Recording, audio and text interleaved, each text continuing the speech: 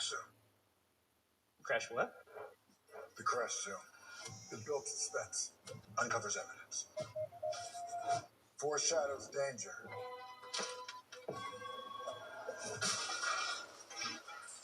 You feel it now? Oh yeah. I guess I'll go and try and find a ladder. This is Emma, and this is her immune system. Her bodyguard, who protects her wherever she goes. But sometimes it could use a little help too. Actimel, with vitamins D and B6 that reach the intestine where 70% of the immune system is located. There, they get absorbed into the bloodstream and help support your immune system. And also with its exclusive L-casite cultures. It's actually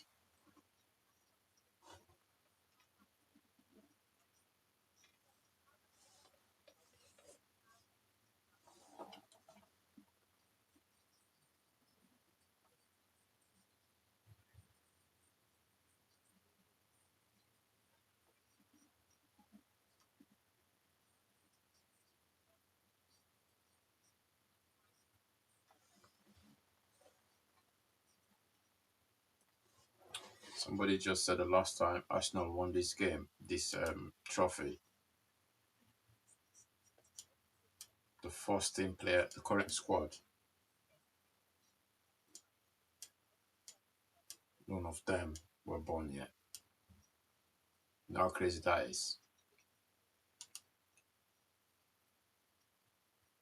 The last time Arsenal won it, none of the current squad players weren't born.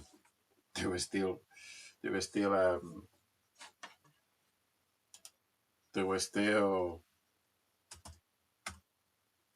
know,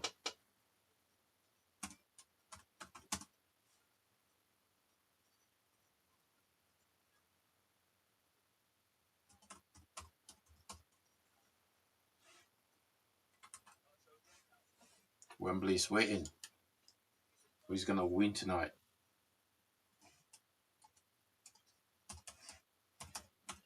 Arsenal or Chelsea? I'm gonna create a poll now. Make sure you vote. I read what Garnacho said about Arsenal. If United can beat them, anyone can beat them. Garnacho forgot not everyone is Manchester United. Not every team. Chelsea is not Manchester United. And Arsenal, they've got massive point to prove tonight, and just, you know, I don't want them to qualify, if anything.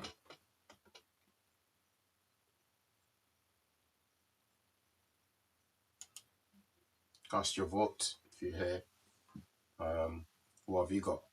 Arsenal or Chelsea? Who will win tonight? You never know.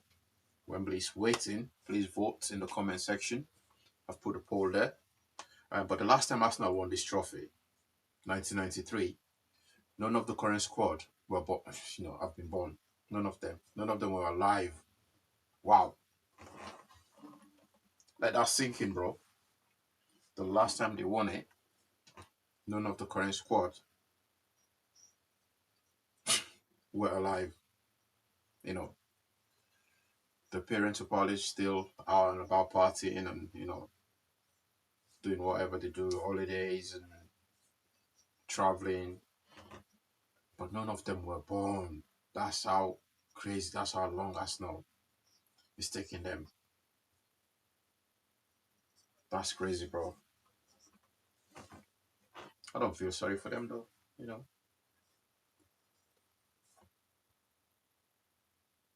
I think Chelsea will win this game. It's going to be difficult.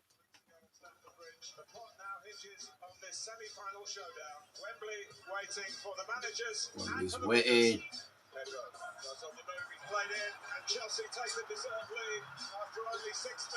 Hazard scored within 6 minutes. That was when we had the away goal system as well.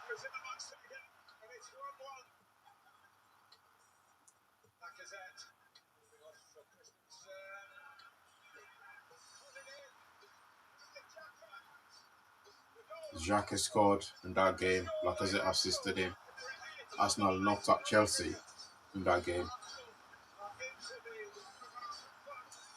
think that was the last time Arsenal won it. Wenger was still alive, was still around. That was 8 years ago when Arsenal beat Chelsea here at the Emirates to make it through to the Carabao Cup final, but they were well beaten by Manchester Man City City beat in that them. final. Sergio Aguero, Vincent Kompany, and David Silva with the goals in it. That was a quality team And for Man Arsenal City. haven't made it to the final of this competition since. In fact, Mikel Arteta was Pep Guardiola's assistant on that day. Oh, In fact, sure, he yeah. goes all the way back to Arteta's won it as a manager, assistant manager to Pep. Arsenal won this trophy.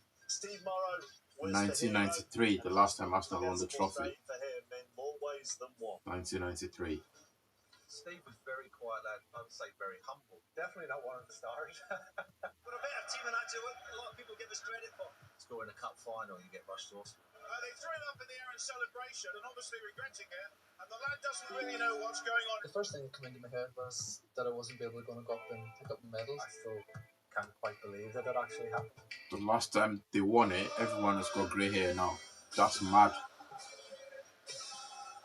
It was a decent team, Sheffield Wednesday. I'd say we were favourites, but not only just. Sheridan laying it down for King. Up through the middle now. He marks with the shots. And goal for Wednesday. Sheffield Wednesday. Never want to go 1-0 down at Wembley. You know, a hot day, that pitch gets bigger and bigger as the game goes on. Nurse with a shot. It's in. Wow, to score in a cup final for Arsenal was amazing. I mean, the only thing Oh, that Messi goes through there. right now when I Cracker. watch the goal is my barnet. My hair is atrocious. Into the 60-odd minute where I managed to venture forward as well, which I wasn't really supposed to do. So I'm sure George was pulling his hair out, sitting on the sidelines, thinking, "What's Morrow doing getting in the box?" Mercer. What sort of cross can he put in? It's a goal for Arsenal.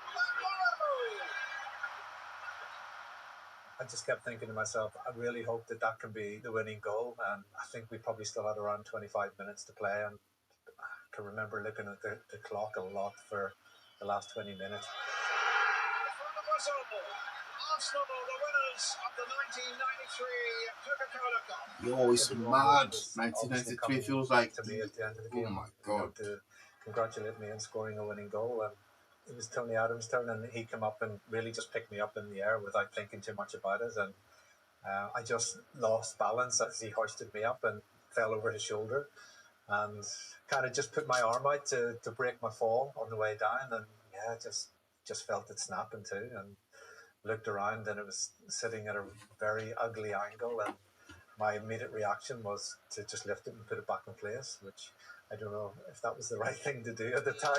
Well, they rushed Morrow into the dressing room and put him on oxygen. He's in absolute agony.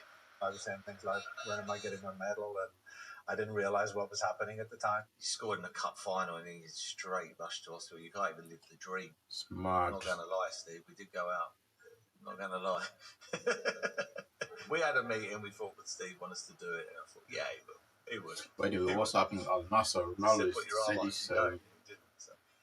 Obviously, it was just an accident. I doing didn't his tantrums again. hold any blame against him at all. And Tony and all of the rest of the players were fantastic. You know, as soon as I woke up in hospital the next Where you day, go? they Can were you all straight vote in the down chat, and, please? you know, brought down the cup, and we had I a think good Chelsea. I celebration think Chelsea and win some it. champagne. But Arsenal, Things they've that I got missed home out on after the advantage. game. I still have the memories of the goal. Arsenal, if they can manage the game, defend well. We obviously got to the FA Cup final the same year, and ironically played Sheffield Wednesday as well, which was crazy. But Liam is playing three at the back. I had a moment Can you just afford to before play three 5 at the minutes back against before Arsenal? kickoff, I don't know. in front of a packed stadium, I was able to go up and get presented with my medal right before the start of the FA Cup final, and got a wonderful reception, and that was special. You're a horrible man. Oh, no, You are. no. Put your arm up. Put your arm up if you don't want us to go out. No, it's terrible. Sorry, Steve. It's an amazing story. Yeah. Every team needs a player like Steve Morrow, though, don't they? Do they? Yeah, they do. Oh, okay. Yeah, don't they? All Do you right. not I thought think? you were going to say me then. No, because he wasn't necessarily a regular, but he would step in and do what he needed. Brilliant pro. Yeah. Brilliant pro. Brilliant, lovely kid as well. Yeah, and he could play anywhere. Do you know what I mean? You put him at centre half, you put him at full back, you put him in midfield, and he always give everything. Yeah, really, really nice. But and it's such a shame. And, you know, I know I made a joke at the end, but that's the ultimate, to score at Wembley. Yeah. Score the winning Tough goal at fight. Wembley and not be able to go up to get your medal is such a shame. And he just about saved his arm. In the end, when we went to the hospital, the doctors were saying he nearly lost his arm. It was, Yeah, it was that bad. and it actually, I mean, for him to then be able, because it was by pure fluke, the FA Cup final was the same as the League Cup final. Yeah. To actually get an opportunity was actually quite nice for him in the end. What were your memories of that day? Because Sheffield Wednesday were a good team. You know, one of the highlights of my career. Matt, to last play time in a cup they final won this and game, score in a Sheffield cup Wednesday final, were no a team, better you know, feeling. That will were never be a team taken away. to reckon with. It's memories, you know, people always think that took a deflection. It didn't. It just went away. But yeah, the Barnet, I don't know what went wrong there. I'm still suing him. I mean, Ian Wright wrestled you to the ground. Yeah, you were a physical team, weren't you? But yeah, it was. You know what? It was one of them games that I played in that, and I had the game of my life. One of the games of my life. Everything went right. Even crossing with my left foot for the winning goal, it gets cleared to Stephen Morrow. I went back a month later in the FA Cup, or 2 months later, and I had the worst game I've ever had. Did it? Yeah, I run out on the pitch and I couldn't feel my legs. It was just completely and utterly different. Yeah, it was strange. So talk about living the moment. You've got to live in the day. And these cup finals, people at the start of the season go, "Oh, Carabao Cup." You know, no one really takes it serious. 10 changes. You have a look at the teams that have won this and the finals. It's always the big boys getting it. And always. isn't it? I mean, in my head sometimes I think 1993 was only about 5 years ago, but it's like 33 years ago now. It is absolutely ridiculous that they haven't won it since. They haven't won this for 33 years. And I had no idea, because it was only when Paul told me an hour before we come on air that he said this is the last time. I was like, don't be silly. He went, no, it was. I genuinely couldn't believe it. And obviously that story, so I remember it like it was yesterday, and it was such a sad story, but it was still, you know, he'll feel so proud for what he did. He's probably watching this video now thinking, you know, went through all that pain, but what a moment for his club. You were also saying, going back a little bit, to that period really started with the league title in '89. But there are some similarities in the physicality of this Arsenal team and compared to yours. Very much so. I think we were brilliant at set plays. You know, brilliant set plays, hard to score against. I really look at this team as as a bit like our '89 team. Wasn't really flamboyant, wasn't like free-flowing football, very difficult to beat. Intimidating? It got that feeling of when you score, the other team think, well, that's virtually the end of the game sort of thing. You know, you're not going to get 2 and 3 goals too often against this Arsenal team. Yeah, I see a lot of similarities. 1-0 to the Arsenal. Yeah, 1-0, that's where it all started. And when we picked up the trophy at Anfield in a miracle of a football match, it says winners on it. It's weird. It doesn't say boring. We will have plenty more to come as we build up. Horrible and sarcastic. As we build up to the second leg, we will hear from Chelsea's Mark Cucurella when we come back. Man sending shot at Paul Scholes, you know.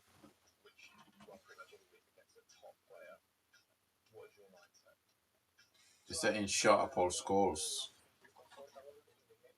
for saying if Arsenal win this league, this will be the worst team to win, you know, the Prem. Which I can understand, completely understand, totally understand. What time is kickoff, man?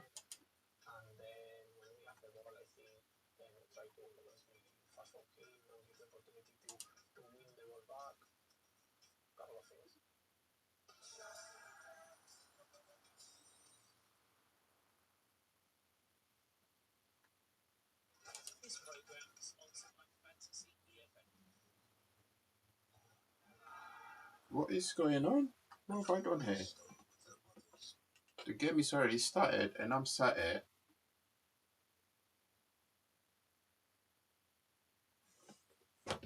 Oops, something ain't right.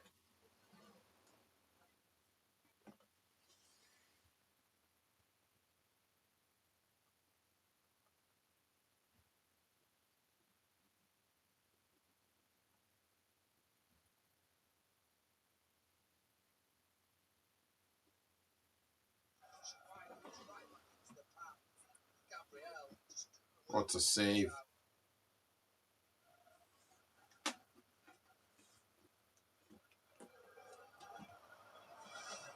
This set piece routine is potentially disrupted here.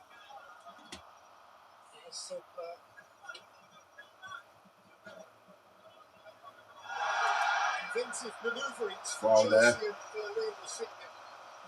Yeah, it's interesting. Whether it works or not in the long term, let's see. But he's doing something very different, the Chelsea coach.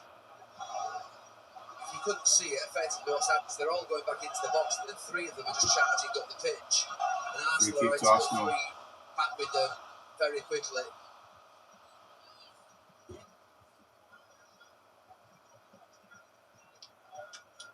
Of course, everyone now is behind the ball for a Declan Rice free kick.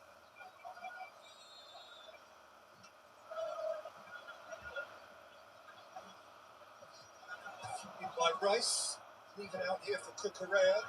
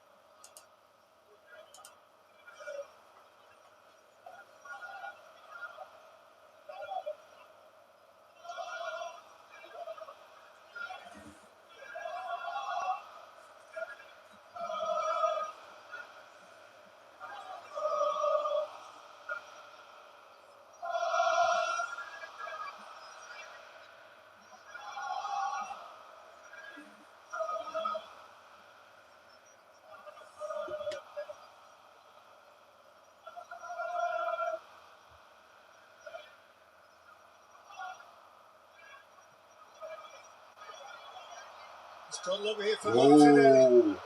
Martinelli can run at Caicedo. Oh, shoot. Behind Eze. He just has to put that across the goal. Gyokeres is charging in on Sanchez.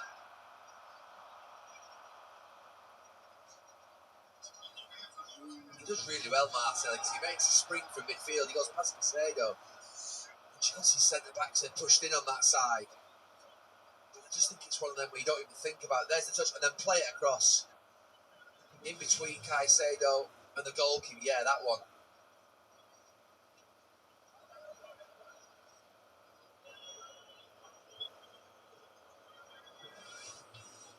This is what we felt that took Cucurella on halfway. Wrestling with Zubimendi. Yeah.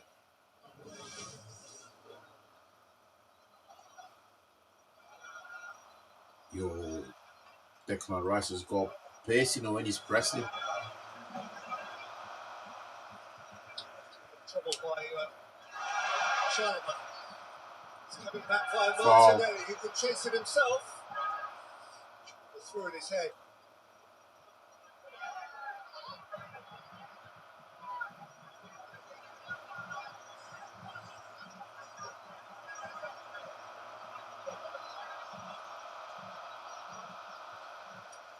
Away. Really good. Foul there. Really impressed with him in this first 20 minutes, João Pedro. Not against Saliba. He's got it at the moment. Pedro is giving him a headache. With that ball played up to his second favourite there. Just Check pulling and everything. gets Chelsea on the pitch again. Enzo Fernandez. Correa.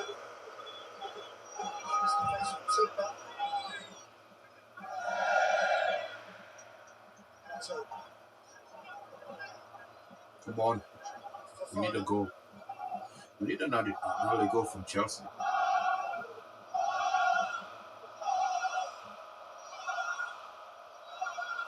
Support is massively invested in this. It is, of course, just one of 4 prizes that they covet between now and May. The first one is the most important one, and this can be the first one.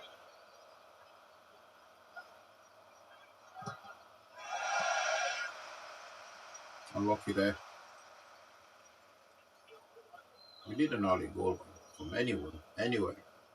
But we don't need Arsenal to score. We need Chelsea to score to make it more interesting.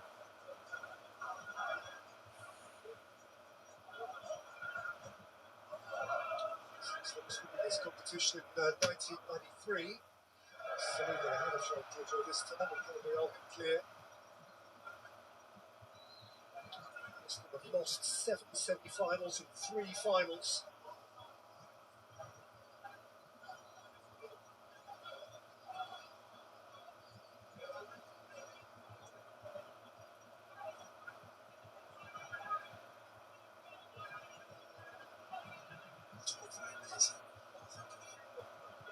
One shot for either team. The Hikake one that Sanchez saved, and then the lap half chance that came to him quickly. Not too much being created, you see. Not much happening in either box. Tone it away from a predatory Delap. Capier, but a space ahead of Zubimendi. Hato back.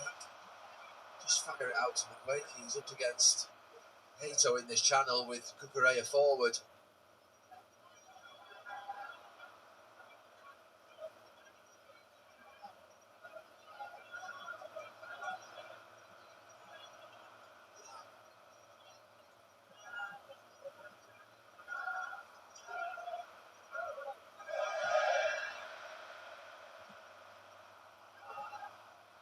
Nice.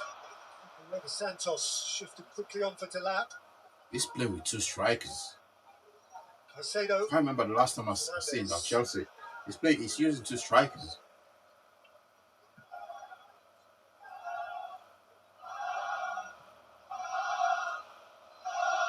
This is Chalpa. This is Caicedo again. Santos, Fernandez.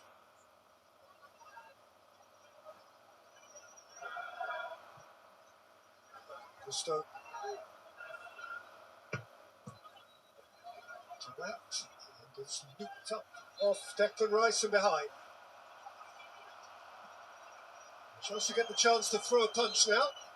Corner kick to Chelsea. Oh, come on. You need a goal, Chelsea. Come on. You need a goal, Chelsea. Full 2 hours. The last time Chelsea made the League Cup final. Epic against Liverpool 2 years ago.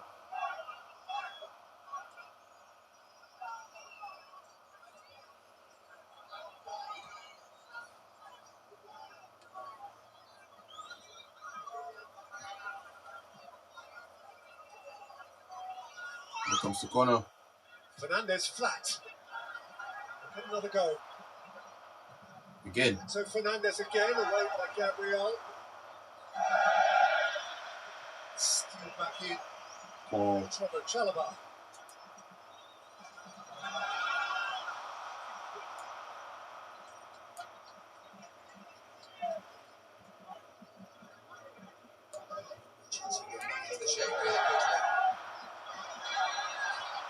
Come on, ref said no. So Cucurella's Oh, challenge is going to be allowed to go. Peter Banks has whistled.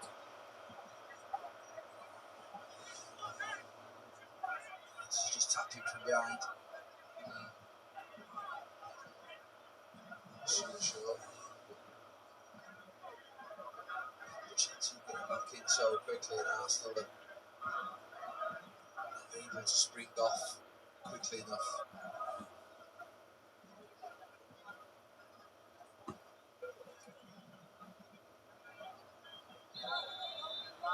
It's raining in London. Timber wants to take the free kick. Enzo Fernandez doesn't want to retreat. Only for him to kick to send the ball. What the hell? Only for him to do a back pass.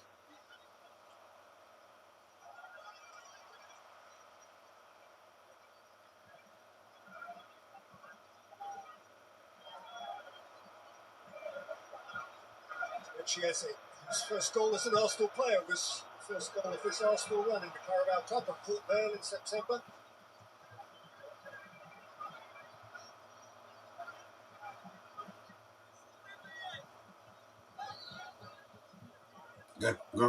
Gyokeres, whatever, call him. It's so funny the way he runs. Before the game, obviously he was going to play the long game. As we talked about before, he was mentioning the second half. He's playing to nullify. Arsenal just killed this game in the first half, managing it pretty well. Just taken off it by Zubimendi, right on the charge. Santos tackling back, and it's a very good effect. Again, physical now the game.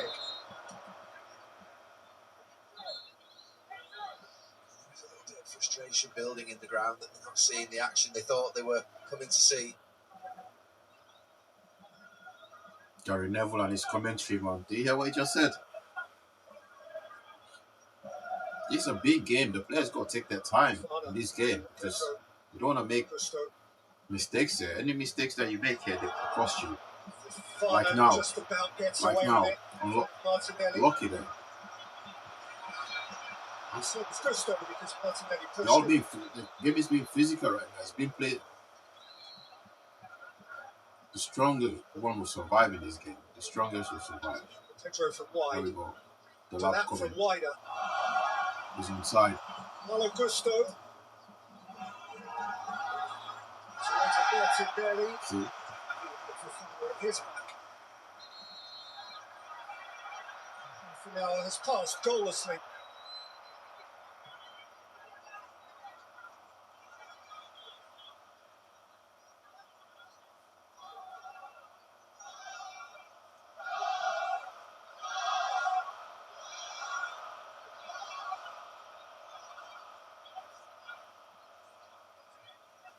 Arsenal. Guys, please vote. Send in your vote. Right now it's 50-50. 2 votes. Chelsea 50%, Arsenal 50%. Who do you think is going to win? Who do you think is going to win? And you can predict the score as well. Predict the score.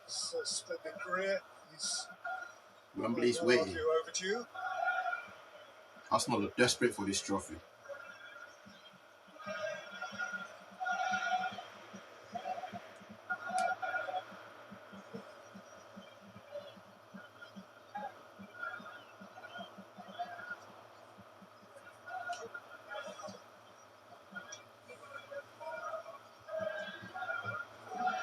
Talk about getting your striker in the game. Gyokeres said no touches, I think, after about 10 minutes. He's 30 minutes in with 1 touch. They're not playing to his strength, are they? Arsenal. Maybe more of a reflection the strikers, on Arsenal in respect of how the striker, Gyokeres, has had one touch. Just taking a lot of easy options. Chelsea have done well. They've got back into a 5-4-1 shape to defend. It made it difficult for them.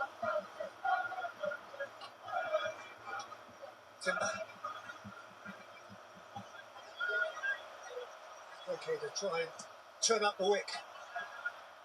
And Santos. Oh, Pedro has 2 red shirts to deal with.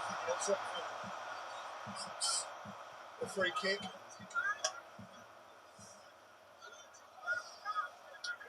Offensive options on the Arsenal bench are plentiful.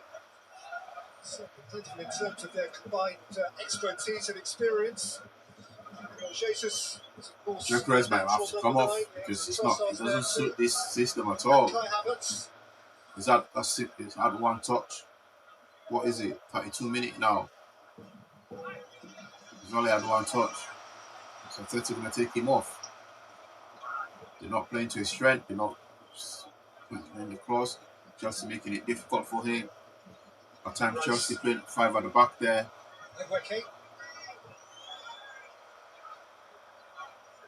His last League Cup goal was in the semi-final 2 years ago for Chelsea.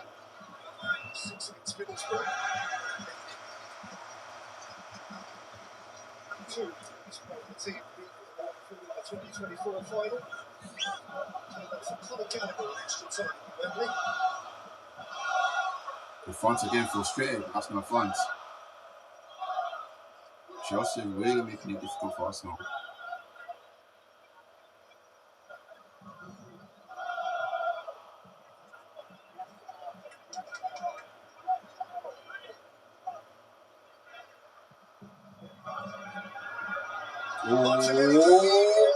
Goal side of Gusto. Martinelli spinning and Gusto getting back.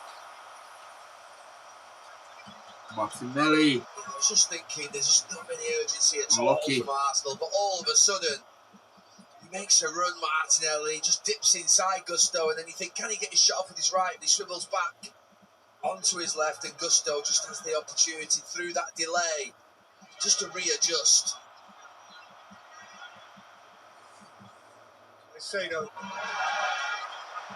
It's a very delay. Oh, here they come again, Chelsea. Arsenal. Santos stood his ground. And the flag is up before Nkapie continues. It's offside.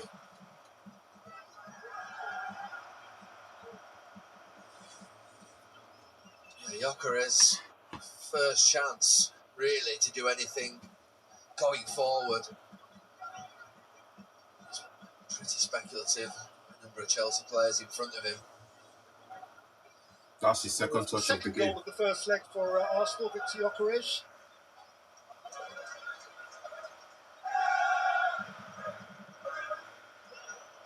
Last two games against Kairat and at Leeds at the weekend.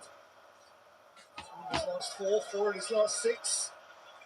The sequence that began with that first leg at Stamford Bridge.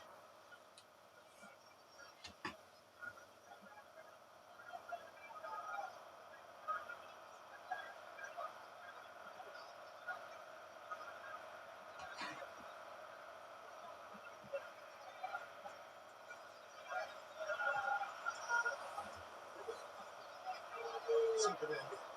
Saliba.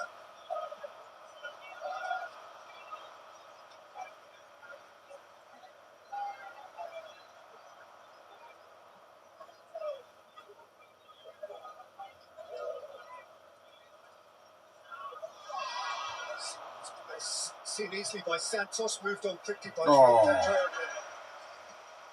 Without provocation by Gabriel. So it's a bit cornered from the way out by Caicedo. Santos. Enzo Fernandez on the half turn. 35 minute. 36 minute. Delad. It's the place with Gabriel. Here from Wesley Fofana.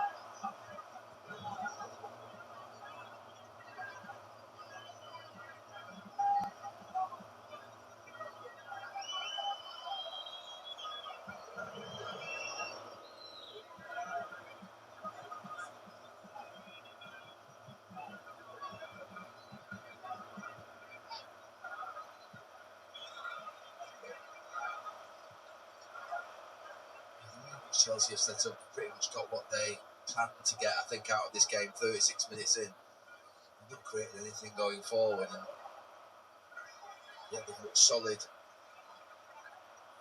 be in control from a defensive perspective. Delad's caught on it. Nkapie. Martinelli ahead of him. Fofana lengthening his stride. Wow. Chelsea are quite steady, you know. Arsenal looks nervous now. In the sense that they're playing like they're a goal in front and they're okay. They don't seem all they danger as the game wears on. Chelsea are winning all the second goals. I suppose the interesting part, if it goes on like this, going into the second half, deep into the second half, will be the moment that Chelsea choose to change gear. Yeah, it's the moment that Chelsea blink and he'll have that Chelsea are controlling the game. They're playing the game at their own pace. Look at this. They played 5 at the back. That's on a that gap. right-hand Gap side, the Enzo touchline. Fernandez on the left. But a functional, professional. They're controlling the game. They're playing one touch in front of Arsenal, man. Wow. Gusto again. They're playing 1-2 touches in front of Arsenal. They're not doing Arsenal. They're doing anything.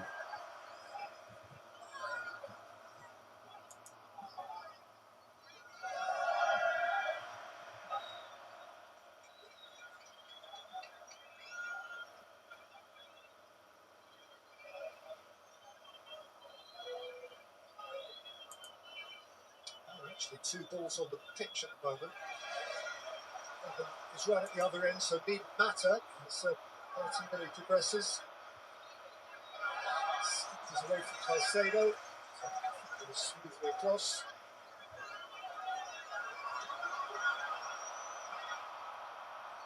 Chelsea, they're not bothered. They're playing Arsenal at their own pace. So this is where the second ball might become a complication. It's just come into your shot there. The referee's had to stop it.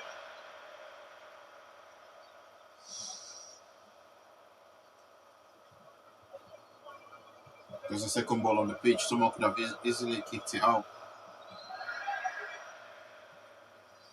It's during the night from João Pedro from the Arsenal section.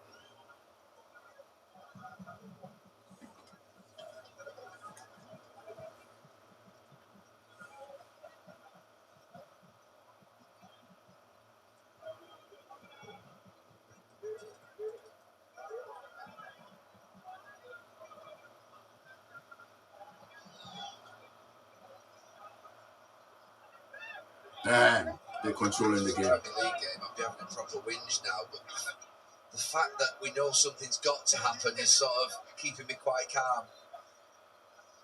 Keep the time dry, Gary. It's actually building up quite nicely. Sanchez, Gabriel. Of course, is always the joy of a knockout cup tie. João Pedro, Delap.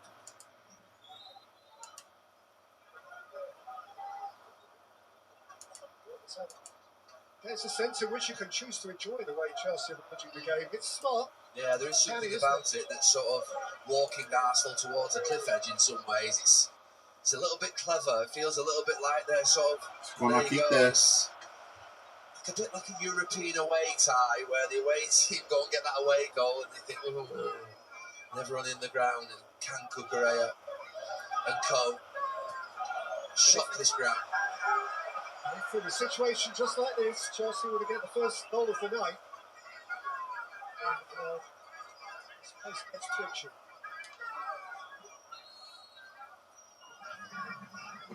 Corner kick. Here we go.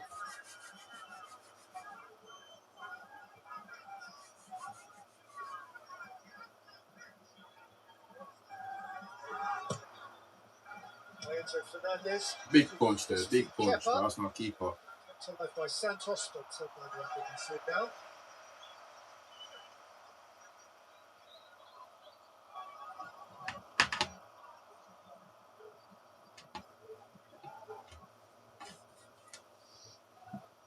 For Chelsea, João Pedro for Fafana would be really good in the half. One up front.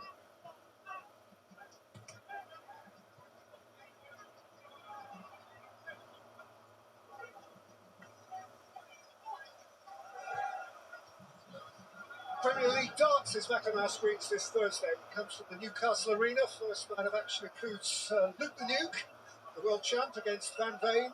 Luke Coolhand Humphreys, who I think won a 9-darter last week against Gerwin Price. Stephen the Bullet Bunting against Michael Van Gerwen.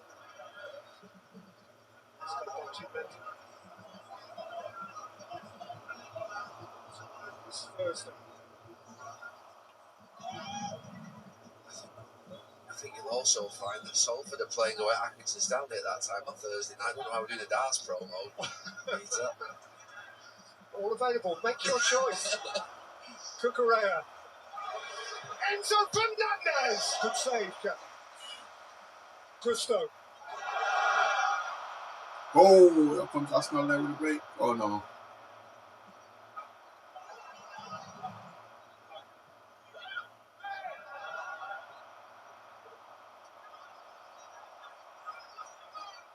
Gusto.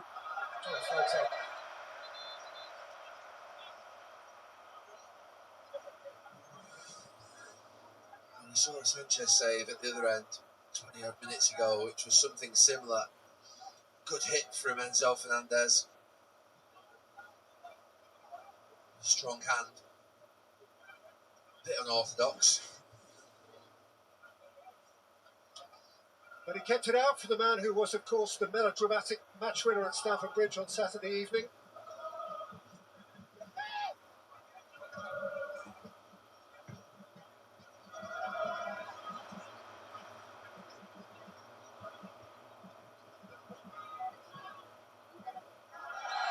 Now Pedro's challenge has been lost.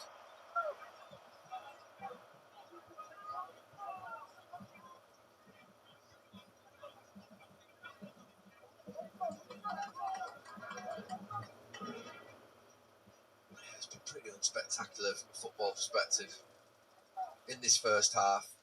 I think that Arsenal have got more work to do than Chelsea right now. I think this is what Chelsea wanted. It's exactly as they planned it. I think for Arsenal, they just need to be careful. Well, they can steal in here. Get a toe on it. There's a couple of things with Arsenal not playing quickly enough.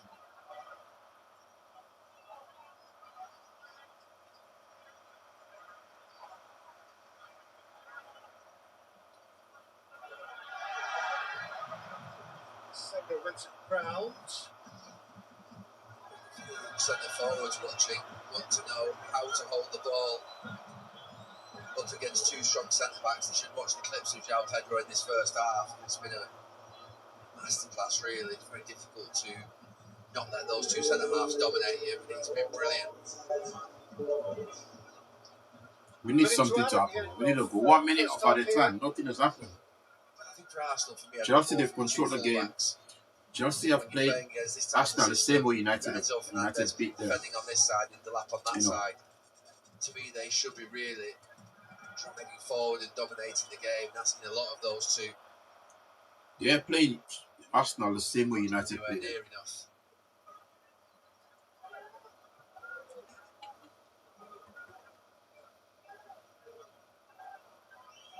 Near enough. They're not. Wow.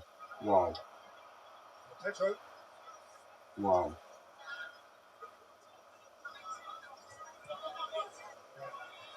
So. Oh! Through for Cucurella. Why didn't it just shoot? Half time and just perhaps at this stage, Rafinha, who's getting his way, this cagey, canny way of going about things, the occasional threat, particularly That's perhaps a good pass. with João Pedro. Gyokeres struggled to get into it. It's largely risk-free football, which in its own curious way is building the jeopardy. But at half-time, at the Emirates, it remains Arsenal 0, Chelsea 0, and Arsenal lead the semi-final 3-2 on aggregate.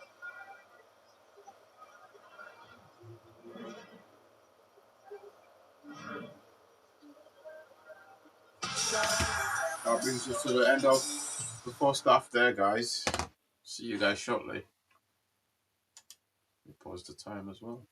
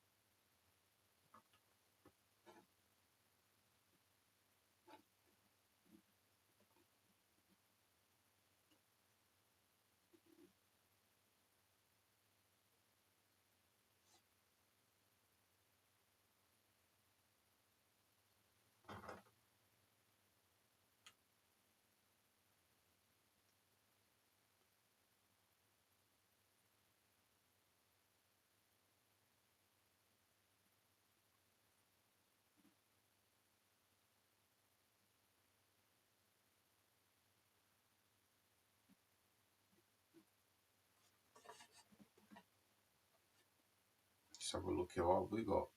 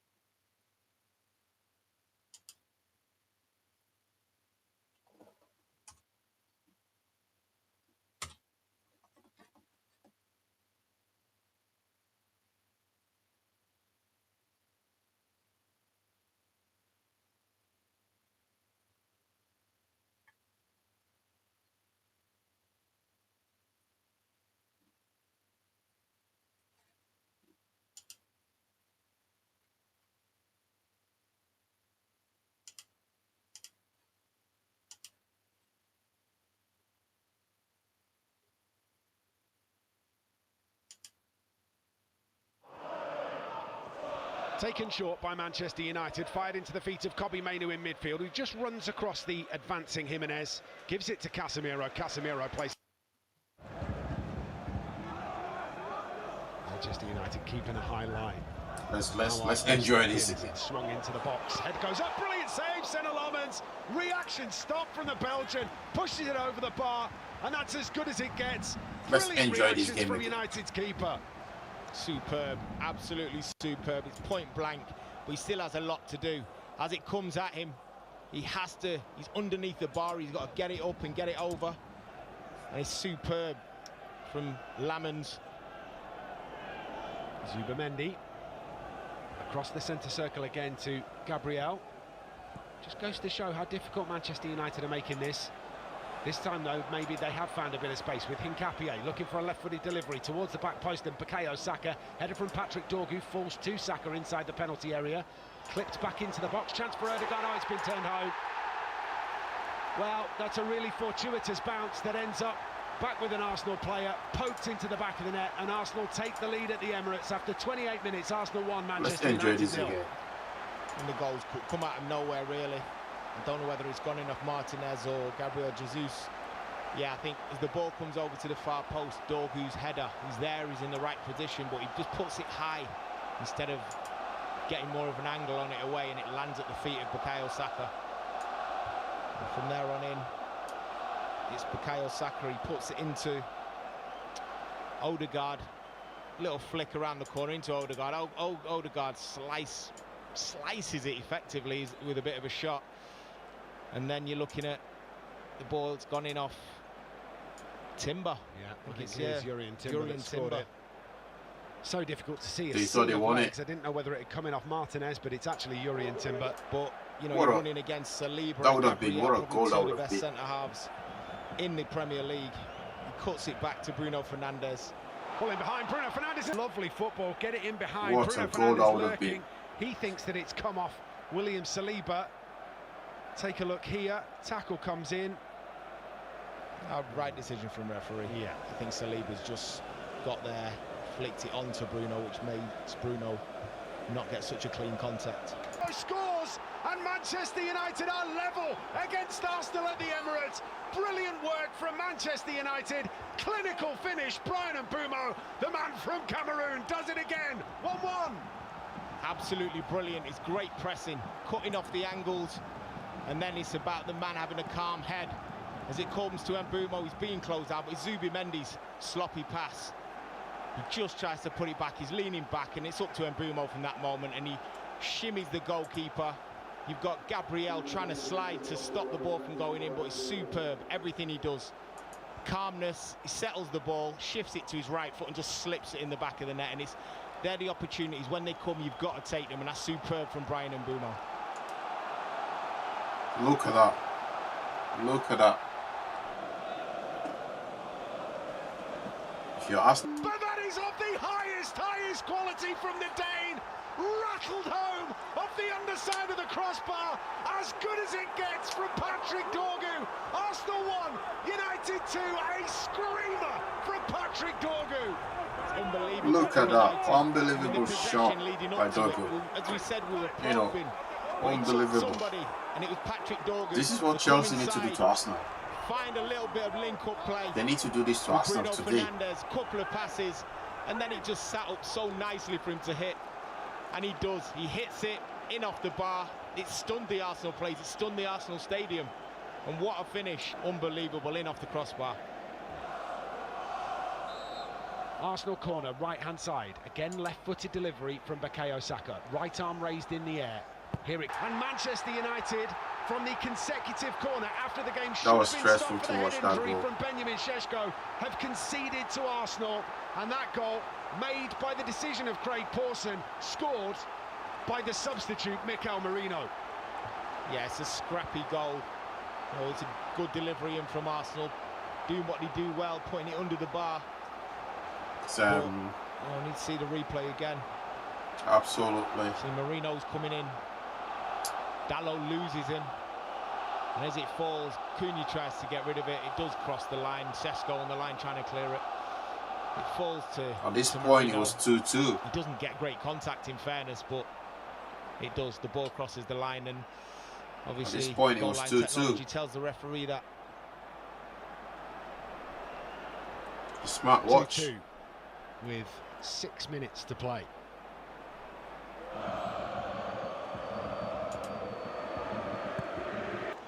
when you're looking What a for someone drive. to step Look up, at that goal, man. have that moment of That's what calmness Chelsea and needs to composure. do. He's to your man. Arsenal. He gets the ball, comes inside. He's not closed down. And what a finish. He bends it into the far corner. And there's a statement. You come off the bench, you do it right, and you get your goals like that. That's fantastic from Matheus Cunha. And I'll tell you what, that's what Chelsea needs to do today. Right? If they can get on and score one goal now, they'll get the second one. You know, you got to be ready to scrap with Arsenal. And that's exactly how Chelsea are playing them today. They're not letting Arsenal play their own game. They played Arsenal their own game. Look at Arsenal, they forgot how to play their game. But, you know, I gave you that quick replay there. If you're a Chelsea fan, just believe that you can beat Arsenal. Anyone can beat them. They're difficult to be at home, but, you know, we've showed you how to do it. There's always a way. Oh, second half coming up shortly. And we'll have... I think there is extra time in this game. In this competition. I think if it goes, 0-0 or something like that, I think there is probably an extra time. Another half an hour. So the second half, players are back. Players are walking out. Jeez, Premier League on Saturday. We've got Newcastle versus Brentford, Leeds versus Forest, Brighton versus Palace, and Liverpool, Manchester City, the big one. Super Sunday. Sorry, that's Super Sunday. That's the big one. Man City versus Liverpool versus Man City. We've got Arsenal, Sunderland. Wow. The Super Six. Predict all of them and see if you can win 500k. Imagine that. Oh, Esteval is coming on for Chelsea. And you just know Cole Palmer is there as well, warming up. Palmer is there on the pitch now, warming up. If they need him, they might have to call upon him. It's going to be an interesting game. It's going to be one of them games where, you know, because I know Chelsea are going to come out now and play. They're going to go after Arsenal now, and Arsenal will not be able to cope with Chelsea. That's what's going to happen. And the last time Arsenal won this competition, 1993, name a player in that team that was born in 1993. Name a player in this current squad that was born in 1993 in this Arsenal current squad. None. They're all too young to even remember. They weren't even born to know. They're all too young to know what it feels like to win that competition. You know what I mean?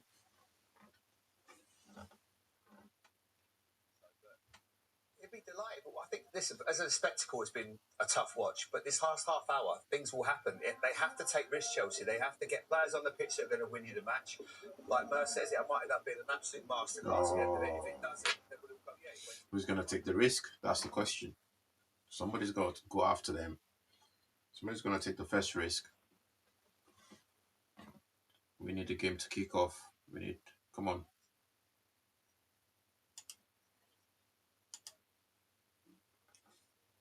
João Pedro has done really well up top for Chelsea. But Gyokeres, whatever, Gyokeres, you know, the man is running like he's wearing Timberlands. No, it's like he's got teams on his feet. He's only had 2 touches, by the way. Gyokeres for Arsenal. Jesus needs to come on. If he comes on, he'll change the game for Arsenal.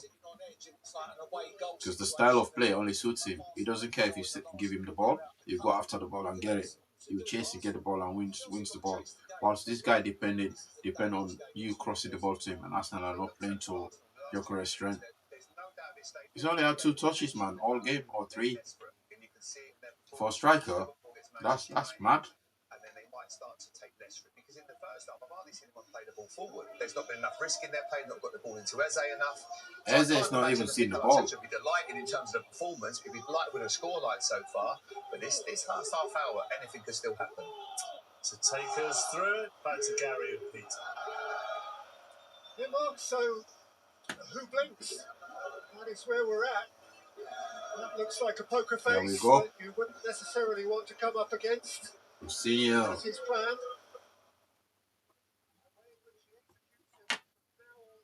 I actually think Rosinha is a better manager than Arteta. Sorry, that's not fun. No, sorry. He's definitely a better manager than Ruben Amorim.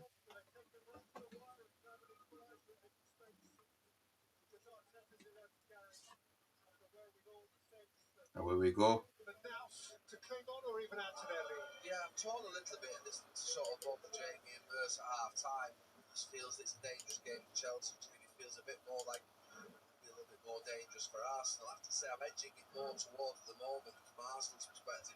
Having just been here before, they're at home. I always think play a football match like you're losing, not like you're sort of winning, and you sit back. I think you invite pressure. Second half, off we go. Play football in that first half, and it is difficult to turn it around from that point. I think you get into a lull. So let's see how Chelsea go about it now, whether they can become a little bit more attacking. Pedro's shot is skewed away, and Kepa couldn't keep it from going behind for a very prompt second half corner. He's been their massive point of difference over the last week, Pedro. And for those in search of entertainment, there's a promising statistic. Arsenal and Chelsea in the big five European leagues have scored more second half goals than anybody else.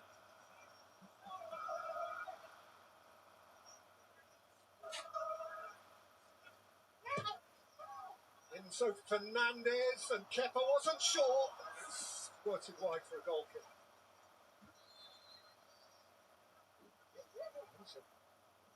VAR penalty query. Well, Oh, they're checking it. And João Pedro have been battling the whole way through that first half. You just look at them there. Look at that. That's a penalty, bro. He brought him down. I don't think VAR will be able to make too much of that. But they were at it in the corners in the first half. Gary, stop talking like this. He grabbed him. Clear, considered by the VAR mutual holding. Wow. Mutual holding. When it's against Arsenal, you hear all this type of nonsense they give you. Start playing. I mean, no urgency at all in that first half.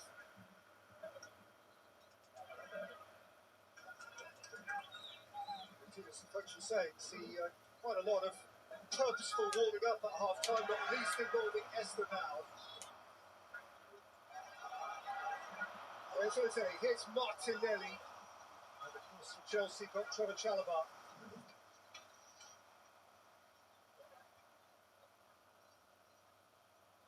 Now you'll be aware was missing at the weekend. He went back home to deal with some personal family issues. He was flown back specifically for this, and Eversenior was grateful and admiring of his attitude and his understanding of the importance of this football match. He could be the ace in the pack.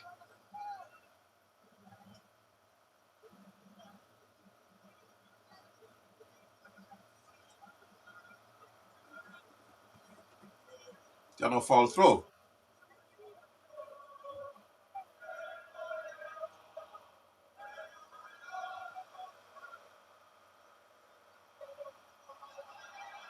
Madueke. Search away from Hato, supported here by Zubimendi. Gabriel. Capier. Chelsea's back four are important here. I think Saliba and Gabriel can step in. I think the two fullbacks can go forward. Timber needs to go now. Just go. Madueke away from Cucurella. It's too heavy for Declan Rice to be.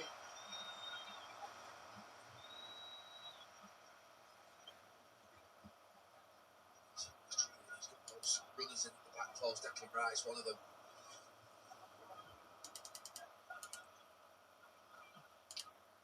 Leeds were called upon at short notice, Madueke.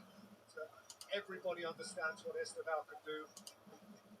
when he is fresh and who's around him, played an hour or so in training conditions.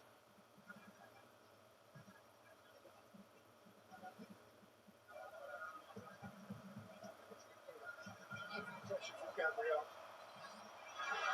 Taken up here by Gyokeres. The way he runs is so weird. Rice. Made the block.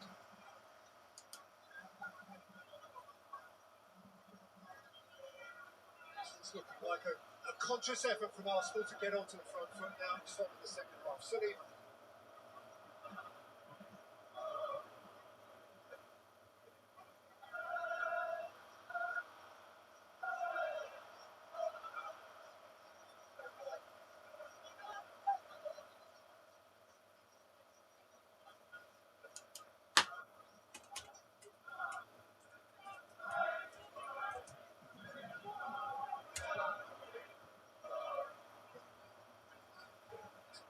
Gusto. He's keeping it from Kapier. Goes slightly into possession of the ball.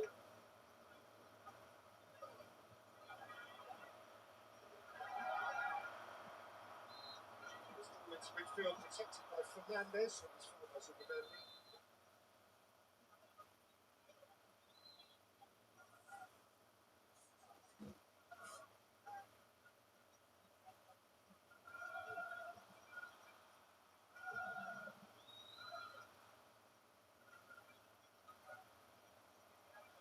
Gusto's lost it.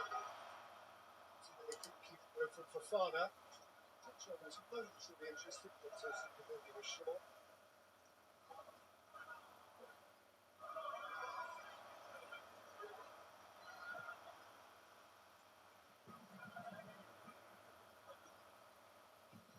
So from Manweke, who can chase again now. Looking for Chalaba, so made up the ground. And now Cole Palmer is up and down the touchline as if he means it. Jesus, just to see past the common.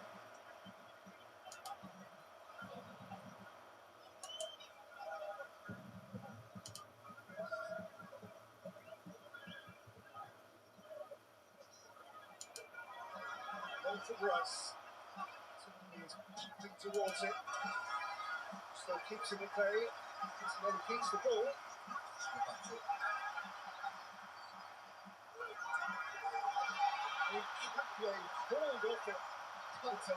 So theatrical. That was not a foul. And the way it just fell there. Joe Pedro is balling. Pedro is balling on them. All of a sudden, in the corner. Foul, and then there's a play here which Joe Pedro's clever.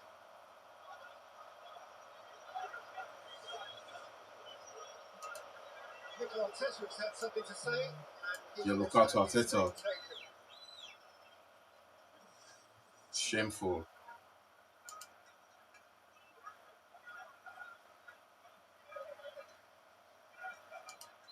It looks as though Viktor Gyokeres wanted it to be a good-natured chap with Thomas Bramall. Which is the most misinterpreted. He's misinterpreted. Or not. Not Pedro. Tackle from Rice.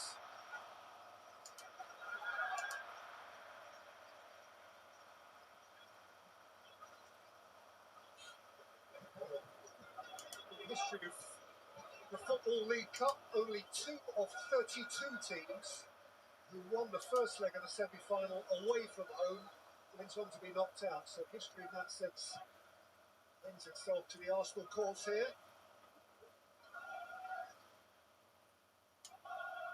The very famous semi-finals actually that bucked that trend. 1972 when Stoke beat West Ham in the second replay, in which Bobby Moore briefly went in goal. He saved the penalty. Free kick to Chelsea there. Good spot as well. Good place for a free kick. Chelsea are going to get a goal in this game. It's going to come to life. We need a goal. I don't care now who scored, but we need a goal. Come on.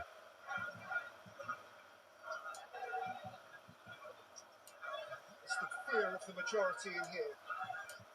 Fernandez with the Chelsea free kick. You can smell it, can't you? The sort of home fans around us, quite close to us here, and they're a little uncomfortable. It only takes a second. This is Chelsea's second. So Fernandez.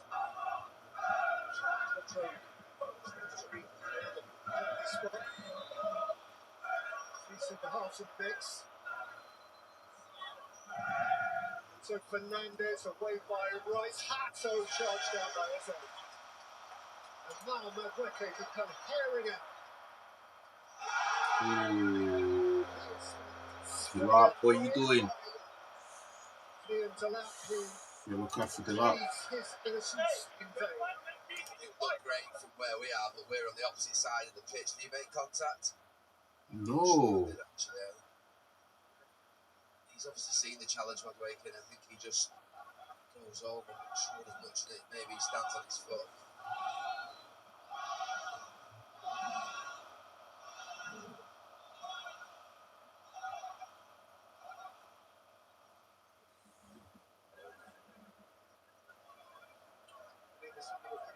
Esteban and Cole Palmer have both been called back to the Chelsea bench.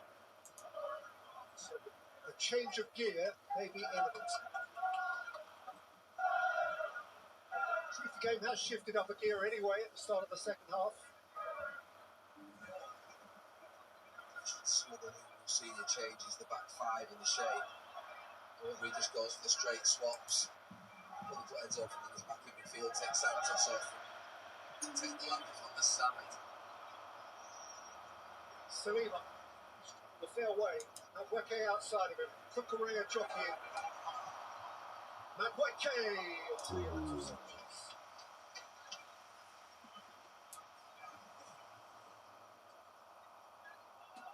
a bit of space there for him to come inside, wasn't it? Sometimes he just didn't close that gap and get back in with him.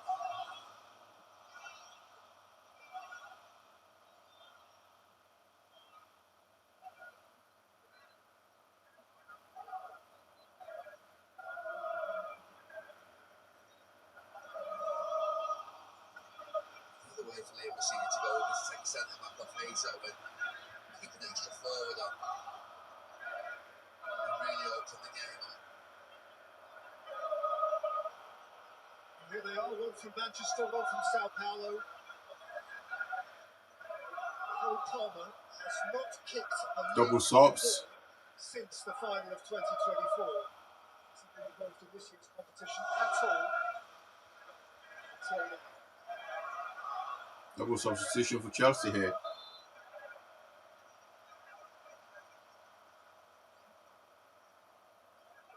That's the point we've been waiting for. Massini has been waiting for. He's been talking about it pre-match. It's a 30-minute match.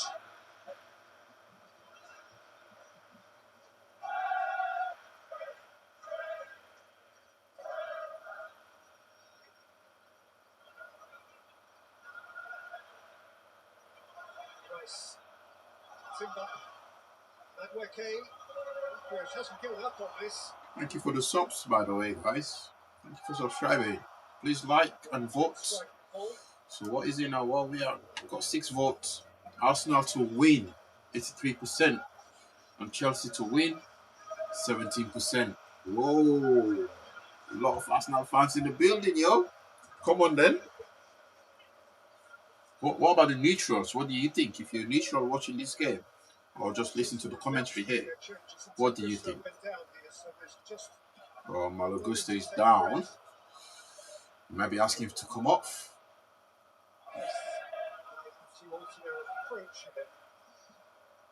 He's still down. The doctors are here. The medics.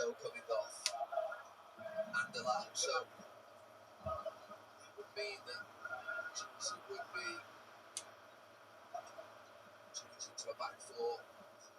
Just now and see what happens.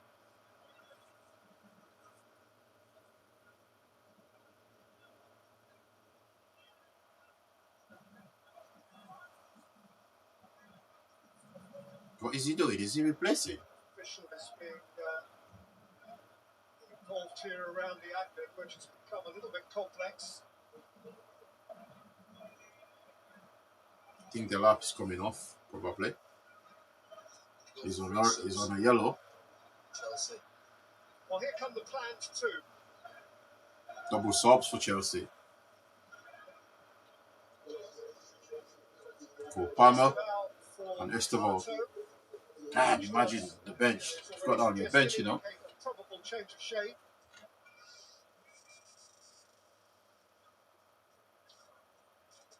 So, Cole Palmer.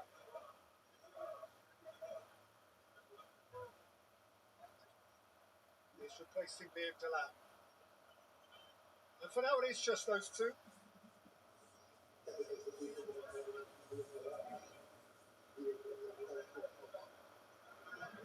Tending any ongoing problem with Marlo Gusto. So he is twisted. Yeah. Enzo Fernandez in behind João Pedro. Cole Palmer here on this side to the right, and Estevao over on the left-hand side up against him. But Chelsea revert to a back four. Chelsea substitutes have impacted more tellingly than any others across Europe.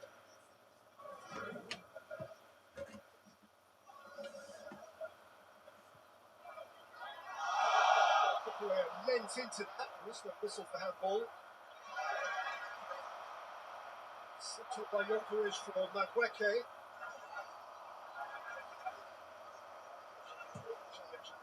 Now from orthodox left back clears.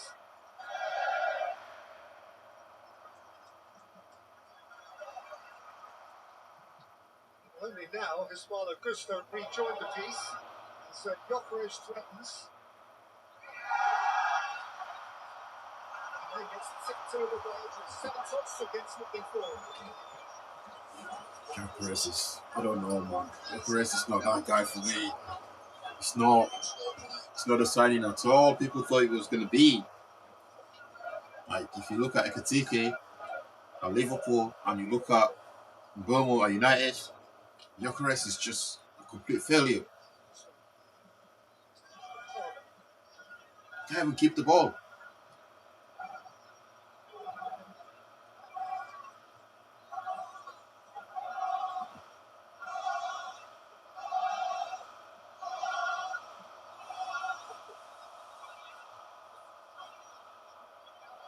Palmer from the 10 position. It's the ball outside them. Just to make things happen. Chelsea have decided that now is the time. It's such a good setup, this Chelsea. Palmer is playing exactly his position where he's supposed to play. Right? It's not making it any difficult for any player. Oh, here they come. Switches it behind. Hold on. Going out to Chelsea. Might just get a goal here. Substitutions, Chelsea lost a little bit of height. Hato off.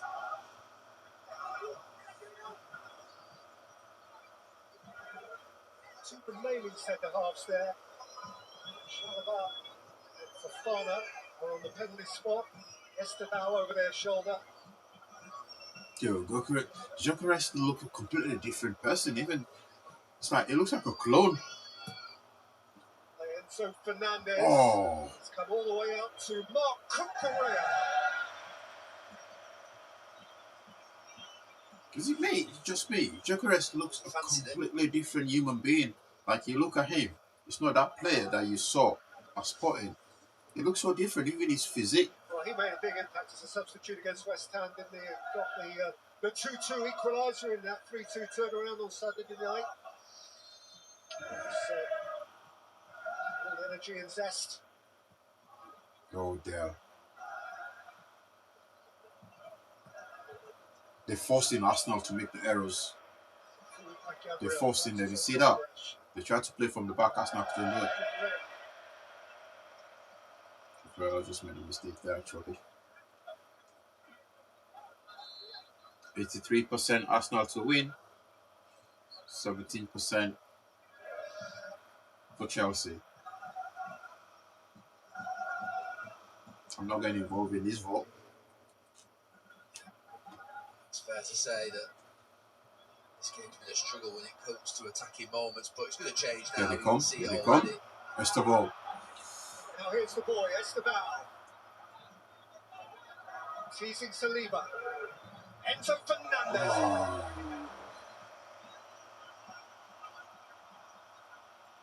A couple of moments in that area, one for Cucurella and one for Enzo Fernandez, and you'd actually quite fancy him from there. Arsenal fans must be sitting there thinking, we're going to lose this game. Because the team is not playing. Arsenal are not playing. He needs to react. He needs to make a substitution. He scored 3 in a row. Penalty at Palace, penalty at Napoli. They must be sitting there thinking, what the hell are we watching?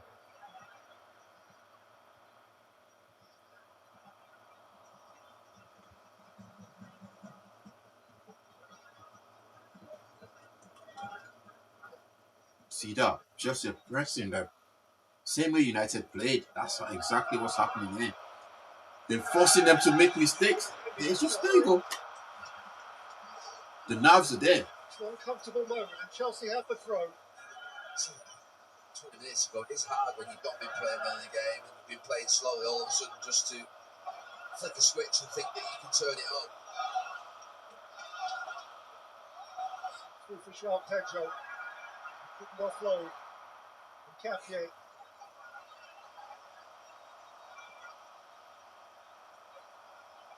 "25 minutes here for Arsenal to keep their sheet clean, and they will be in the Carabao Cup final."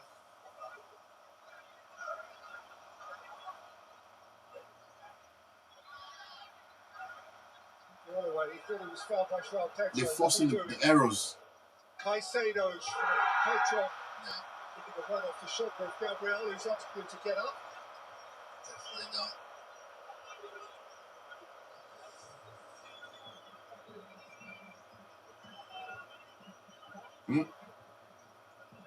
Just feels that hand on him and he goes down very easily, João Pedro. Just saying about Arsenal keeping that sheet clean, and there's no doubt they're a team that are fantastic defensive. My gut feeling here is that what Mikel Arteta's thinking. He's talking to Gabriel Hines. I've been thinking, go and get a goal. I just feel like in these moments, the easiest way to kill this tyrant is go and get a goal, and it's a risk not to think that way. I think that's what he's thinking.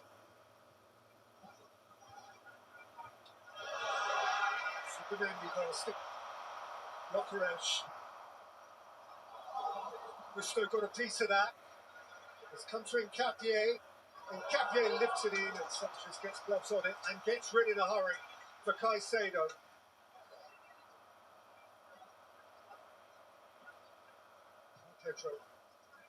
Pedro is actually good.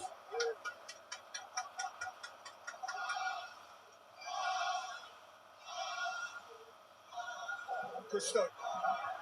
Oh, he kept it. Keep it in. Oh, foul. Capier had the nibble. Gusto went to grab it. Gusto is indeed having his name taken. Yeah, I've got a great view of that where I am. He just looks at it, he's nowhere near 2 euros there for dives. Chelsea.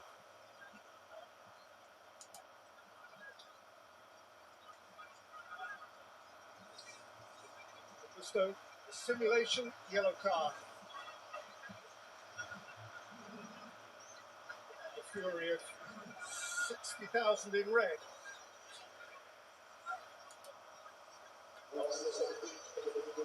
And so yet one more who was once in Chelsea blue, seeking to make an impact for Arsenal. Gyokeres is absolute abysmal. 22 finals Absolute for Chelsea. shit, the guy. Struggle for Gyokeres. Nothing really. Havertz had something. Gyokeres was poor. Well, they're not playing to strengthen him. Nobody's giving him the ball. They're not supplying the ball to him or anything like that.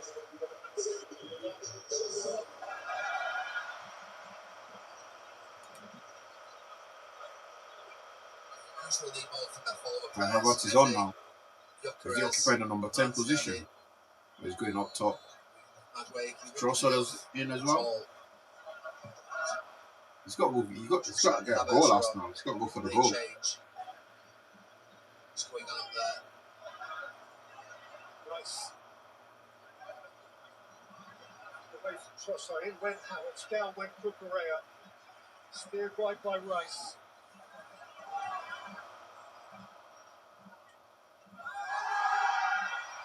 Capier. Havertz, the father, carried that behind. If he did, it wasn't spotted. It's close to the line.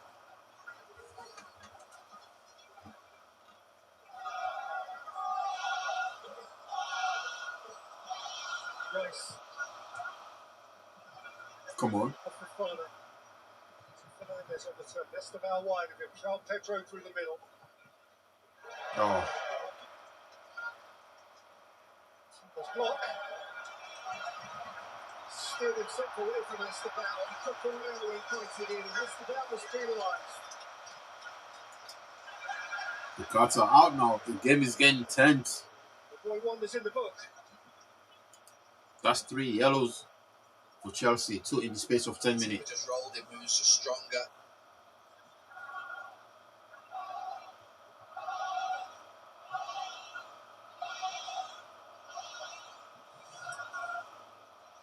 Free kick for Arsenal. Set piece. 20 minutes to play. Still, nothing on the night has changed. Which is largely, one supposes, as he imagined it.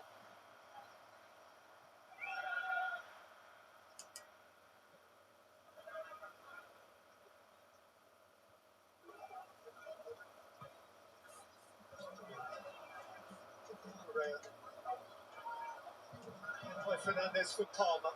Sifted up to Pedro, who's first showed it to Rice.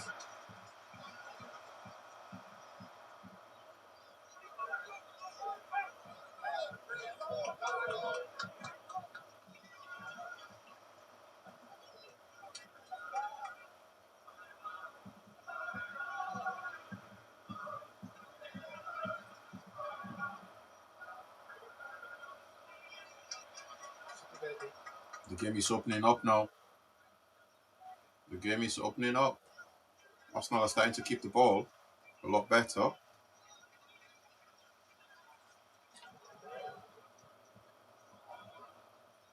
This has gone long, much too long. Garnacho is coming on. Well, this is the guy who kept the tie alive with those 2 goals for Chelsea at Stamford Bridge. He was one of those who only made it to half time in the Premier League at the weekend.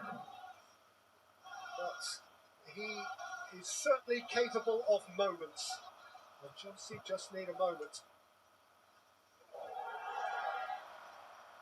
I think that would be Santos and Enzo Fernandez going back one, Esteban over here to the right and Garnacho on the left. Give them a better balance. Zubimendi flying in. Santos flying in. Chelsea's free kick. They're in a tearing rush now. The referee's going to hold them up.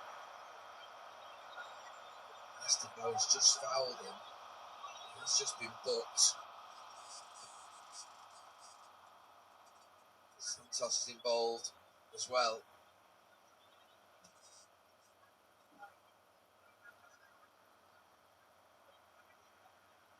Santos' challenge on Zubimendi, I think, which is concerning Peter Banks most of all. He's got a pair of captains in his ears.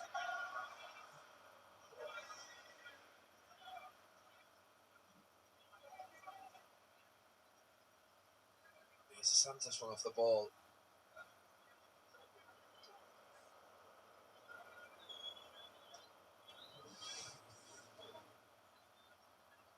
Here it comes. This is the one on Zubimendi. Ooh.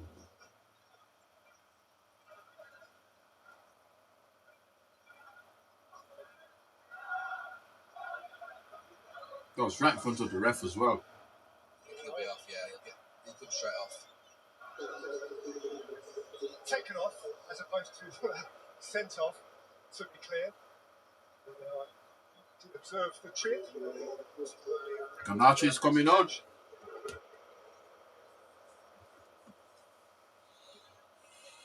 Garnacho is coming on. Alejandro Garnacho. As the senior turns up the gas. Yep, one more.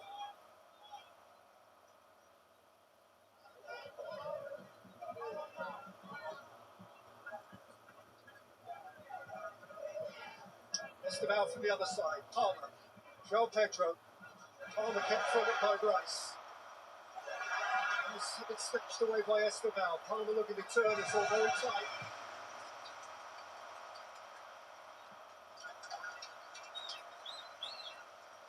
Oh, Rice is limping.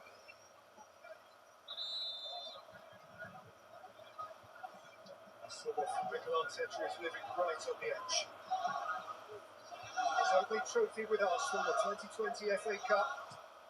2-1 here against Frank Lampard's Chelsea at what then was an empty Wembley Stadium.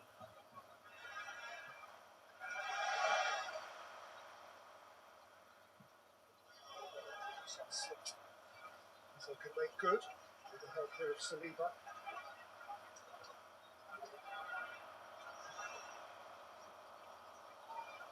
Played it early. Couldn't catch it up. Chelsea need a goal. At the minute. Havertz. Capier. Havertz. Let's see. Forced out by Chalobah, who's got a free kick. That wasn't a foul at all. Something okay then. Ball. Chelsea not getting any momentum.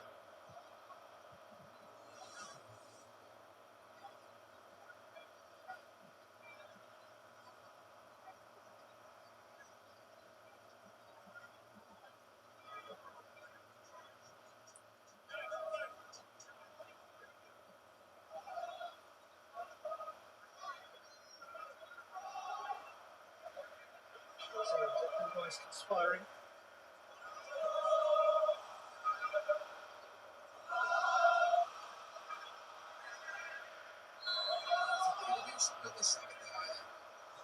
Rice for Trossard. To Murray Gusto. It's decidedly unworried. Rice has claimed it back. That's Zubimendi. Swingman's header. Wow. Chance.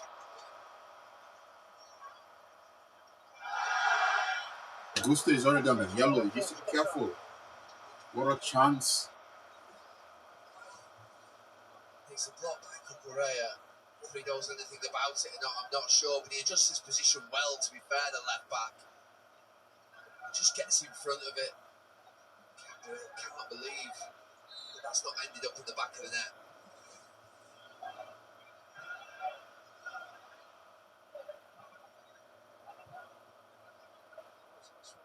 Shot of the second half. Here's Garnacho. João Pedro.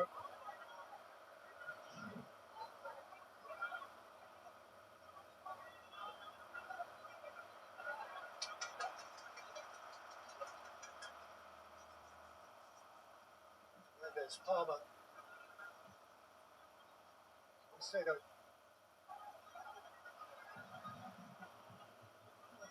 Palmer. Esteban, crunched away by Capier. Chelsea's free That's kick. very clever. Very clever.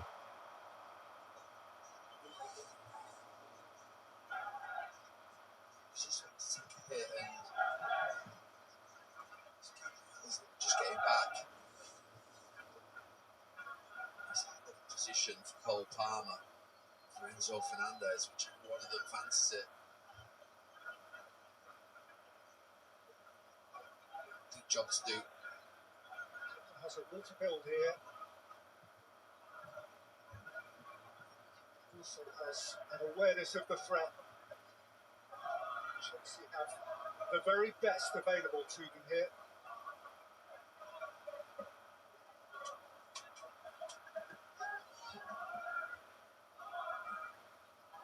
grab back and took it to Wembley. Free kick.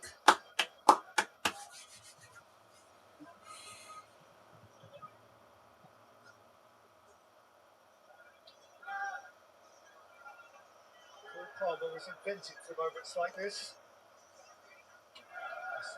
Maybe central end zone.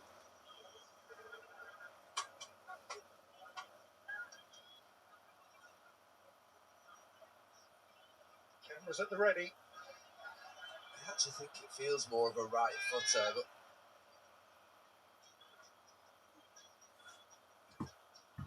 Come on. It's taking forever, man.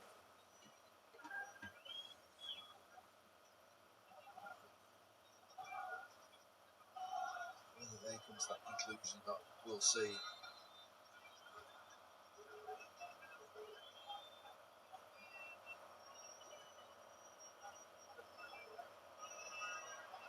There's still a dispute about distances here and the proximity of Chelsea players to the wall. Remember the Eze goal for Chelsea, for Palace against Chelsea very early in the season that was ruled out. Those contentious circumstances. It's Cole Palmer into the wall.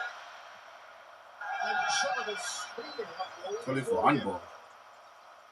There was a VAR check. Oh. No. Definitely not handball there. I don't think so. But the first one, the original shot into the wall is checked and cleared. They're still checking. Now the follow-up shot from Chalobah needs looking at too. And that has passed muster also. No. It's just a call that Enzo Fernandez is going to take.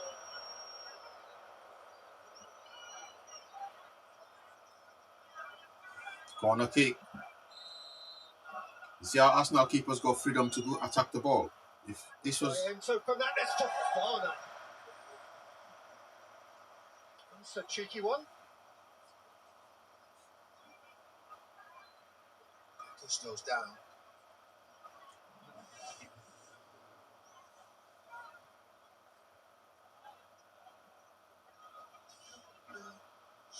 Not sure really what to make of that. I think the final is a tough one for him because he's past the near post.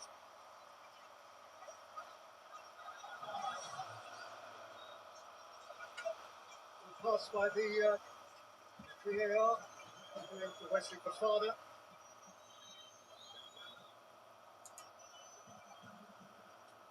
The senior master plan is going to come off. He needs a goal in the next 8 minutes. Messina has come to the conclusion before the game that he can't go at Arsenal for 90 minutes punch for punch or else he'll get beat up, so he's decided to make it a shorter game. Staying it is, once upon a time it was called a Mourinho masterclass. Important that it comes off. You said to him before the match with 10 minutes to go, it'd be 0-0 and have all my attackers on the pitch. He probably said, yeah, that's the way we go tonight.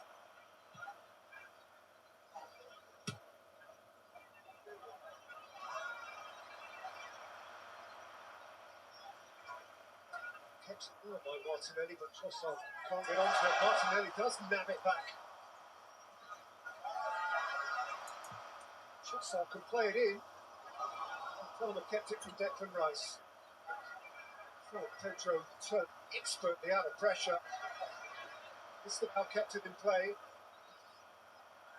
Palmer ran into it for Eze. And Eze is on the drive here. And he's found Martinelli. Martinelli's got over it.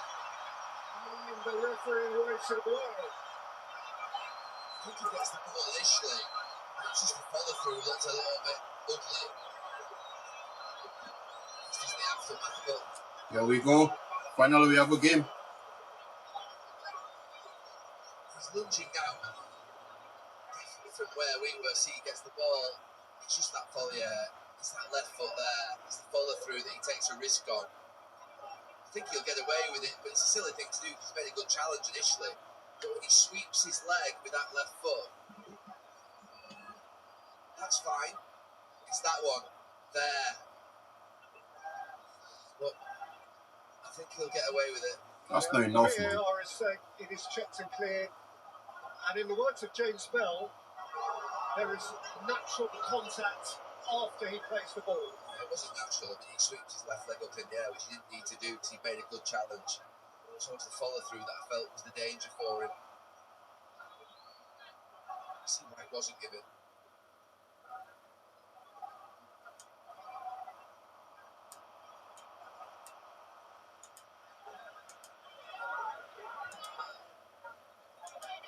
Mr. Bell. Fofana.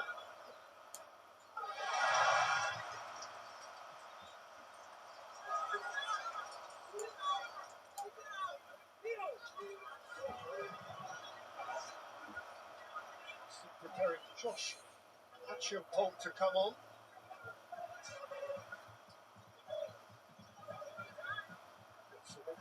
Chalaba. Taken back by Caicedo.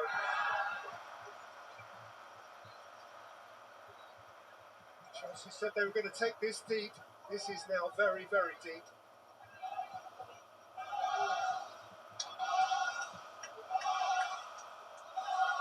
The crowd is doing its bit.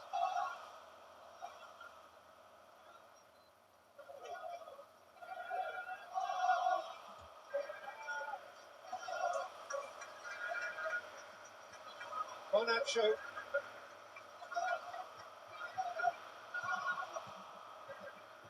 Still scheming. Caicedo. Fofana. Esteval. Michel Pedro. Zubimendi let it bounce. Havertz couldn't carry it away. Give the ball to Garnacho. Garnacho wants the ball now. His team defensively. Garnacho's calling for the ball.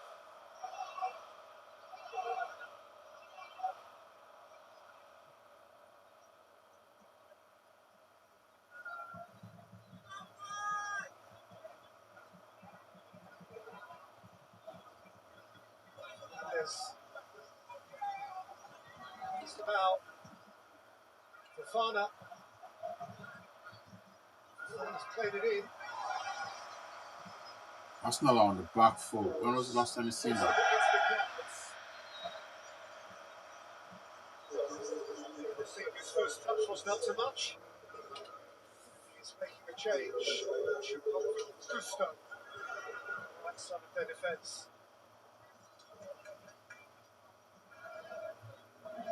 Chipong is directly into it. Something, and he's got a free kick. Chelsea want to take it in a hurry.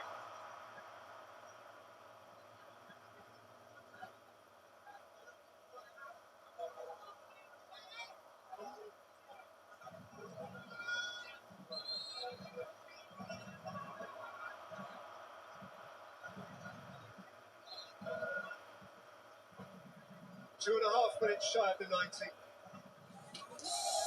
Now from Chelsea. Come on, Chelsea. Come on.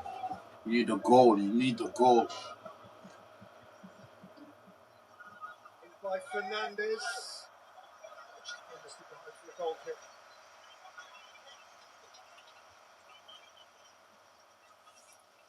They need to give the ball to Garnacho. He can play. And tomorrow night, of course, the second Carabao Cup semi-final. Man City versus Newcastle tomorrow. City protecting a 2-goal lead against Newcastle. Winners of that meet the winners of this in the final at Wembley on Sunday, March the 22nd, 47 days from now on Sky Sports Football.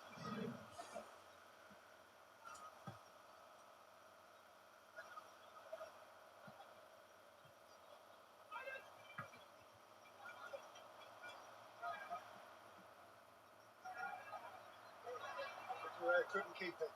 Martinelli did.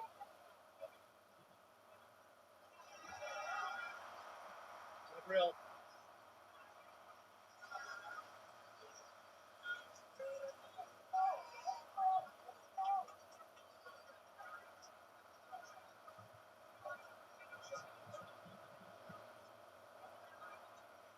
Leave along.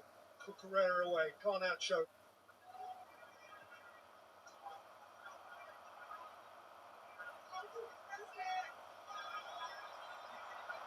Caicedo. Pitch is slippery. And Arsenal can go the other way. How did he lose that ball from there?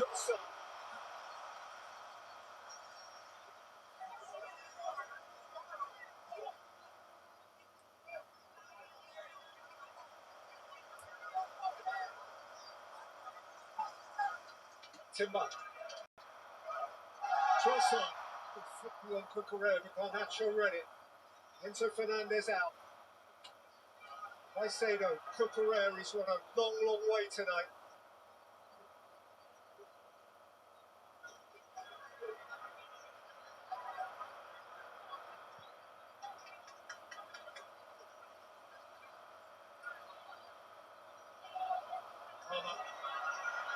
Enzo Fernandez got under it. He tries to hit it so hard, Enzo Fernandez.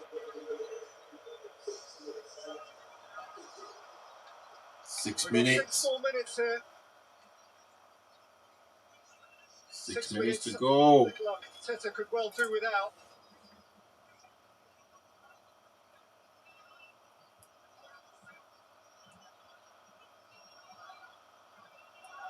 They've had a run for their money at the very least, those Chelsea supporters.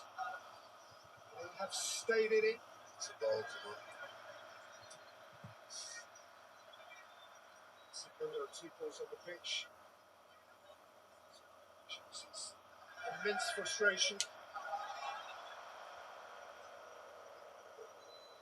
They only need 1 goal. Come on. 1 goal, level it up.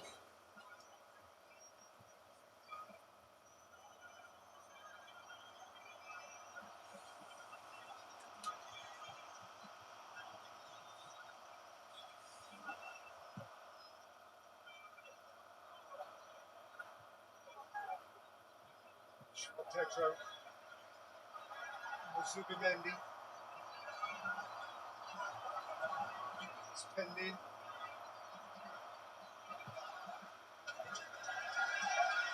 Sanchez getting a second touch. Yeah, pull from Sanchez, that. And casually sort of jog towards it. It just gives Arsenal another minute off the clock, really. Well, last goal kick took more than a minute to take.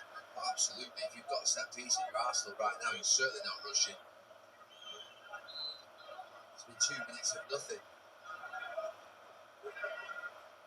Right now, nothing suits Arsenal. Capier's throw. Just up. There's a Rice.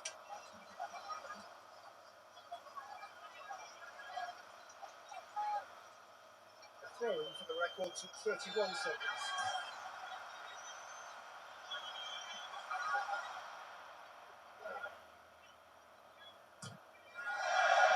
Charged down by Trossard. Sanchez has the ball in his hands and can hurry things up now.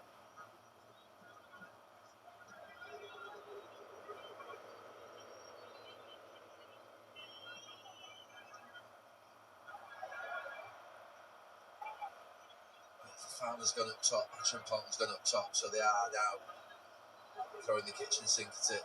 See those Chelsea players grouping in the middle. Fernandez, Cole Palmer. No way through, no way through. Trossard clung to it. Chelsea have it back. No way through, no way through.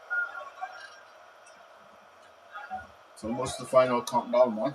No way through for Chelsea. Chelsea with 3 minutes to force it into 30 more if they can. Esteban.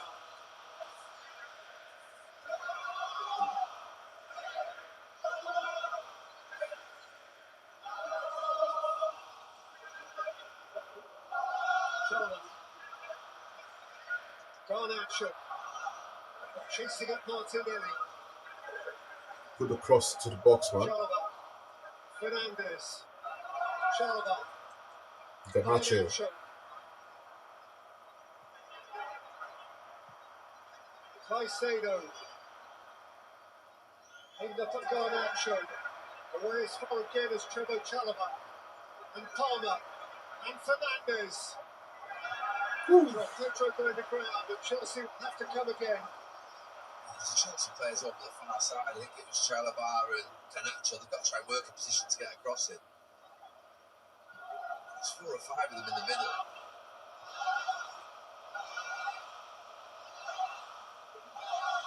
Esteban.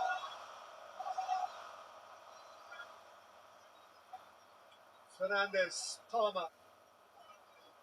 Fernandez aimed up at João Pedro. Welcomed in by Fofana. Trossard stuck a foot in. Caicedo. Wow. It's just a throw. 2 minutes to go. 2 minutes to go. 90 seconds to find a way for the Blues.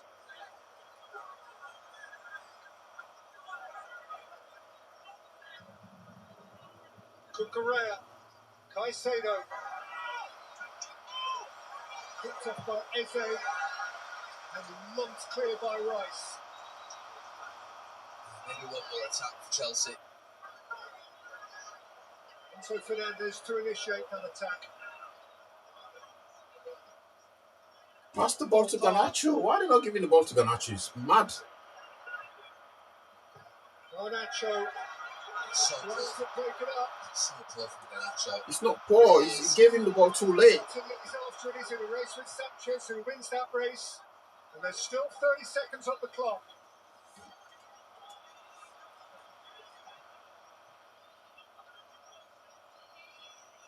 He's not getting the ball. Palmer. Fernandez. Chalobah now or never for Chelsea. Esteban, they've got to get it in there. Caicedo. Esteban. Caicedo drops some trust. Cucurella retains an interest. Still recycling the ball. It's absolutely crazy. You can't work a position just to get the cross in the box. Pass 96. In by Caicedo for Farmer's head.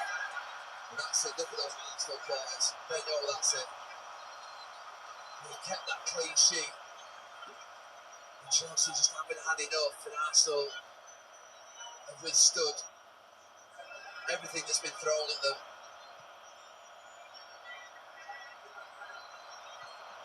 Still no whistle. To Correa. Outplaying Captain. One by Trossard. He's in on the old tackle. Oh! And Kai Havertz to sit the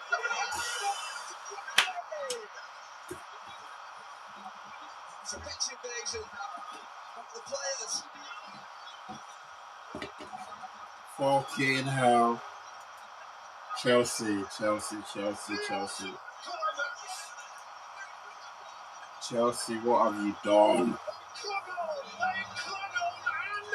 What have you done, Chelsea? What have you done? What have you done, really? What have you done? What the actual? Oh my goodness, Chelsea. Oh my goodness, Chelsea. What have you done? What have you done? And Liam Rosenior's master plan, which had legs for so long, is now dust. Why? What have you done?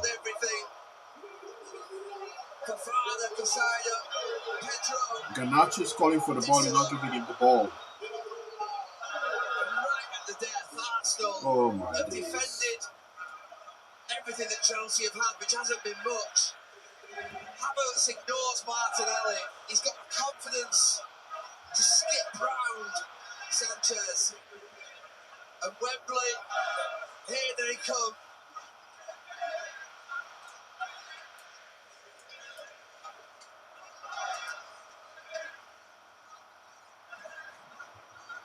Time for Chelsea to restart, but nothing beyond. It's over, man. A beautiful headline moment for Kai Havertz, who's been absent for so long. It's over. That's it. Arsenal are Wembley bound. Mikel Arteta has his way. Liam Rosenior asked questions. It was a fascinating second leg in so many ways. It might have worked for Chelsea, But Arsenal were robust enough, and when eventually the only goal did come, in the final seconds, the dying embers of a damp evening in North London, it came Arsenal's way for Kai Havertz. And they win it, not just by their first leg advantage, but as it turned out, Gary, by 1 goal more. Yeah, it was a long goal night for those Arsenal fans having to watch a cat and mouse game, but they end, well, they sing their song and they're going to Wembley. Mikel Arteta has a chance to win his first trophy in a long, long while. He's clapping them. And for Chelsea, well, they tried the best they could, but it wasn't enough. Arsenal too strong for them defensively. And in the end, the best team won over the 2 legs. So Arsenal meet cup finalists for the 9th time and for the first time since 2018. And 47 days from now, Arsenal will go to Wembley looking to lift the famous 3-handle trophy as last they did on that fabled day of Merson and Morrow 33 long years ago. Arsenal 1-0 on the night and 4-2 on aggregate. And over the 2 legs, Jamie, that is deserved. Yeah, absolutely. It was, how do you explain that game? It was really tough watch. You know, I could see what his plan was, being Rosenior, you know, to stay in the game as long as he could, bring on the big guns. Oh, Chelsea, what have you done, man?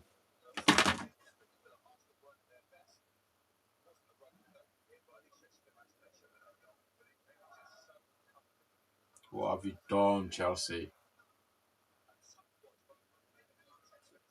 The game was there for you to, the game was there to be taken.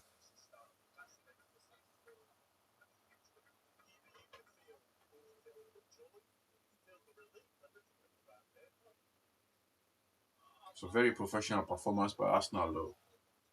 But they didn't seem their best at all. So here's the poll now. 86% Arsenal, 14% Chelsea. Clearly the game is over now. So, just Chelsea, what have you done? Why is he crying?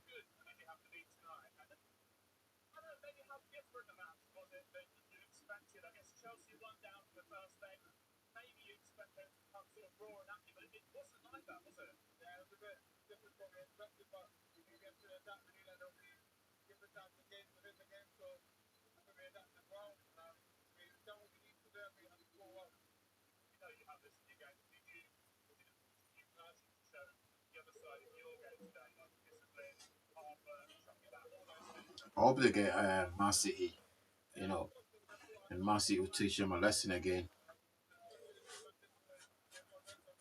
You know, the finals, I hope they get Man City. City playing tomorrow anyway. So, Chelsea, I don't know what you guys, you don't know what you've done. You don't know what you've done. You've given these guys the first opportunity to brag.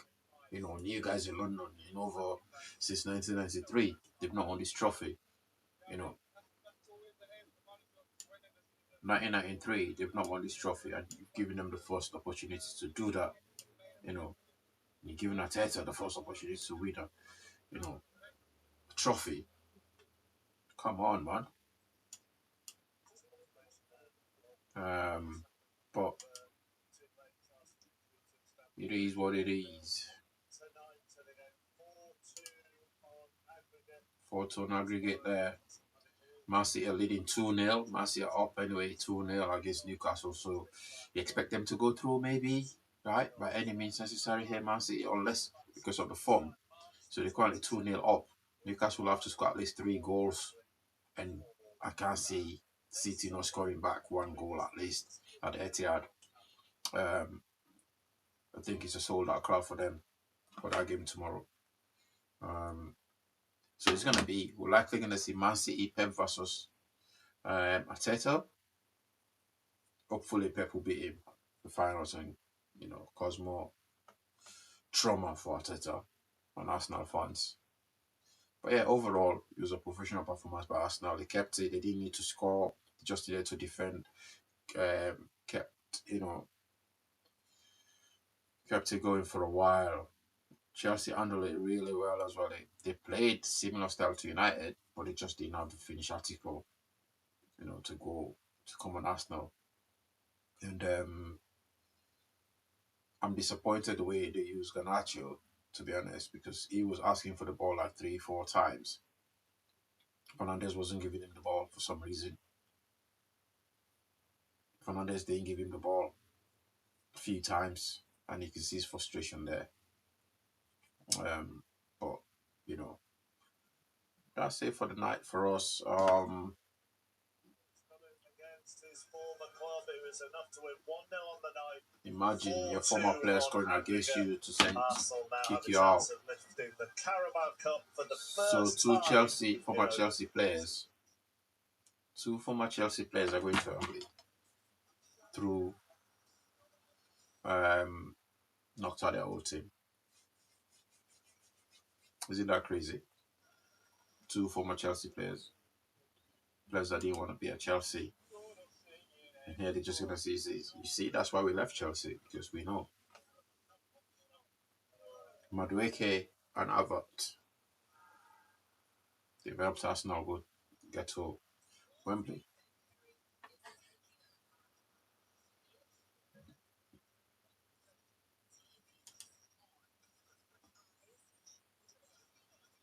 Thanks for the vote, guys. I ended that poll now. 86% Arsenal to win it, which they did.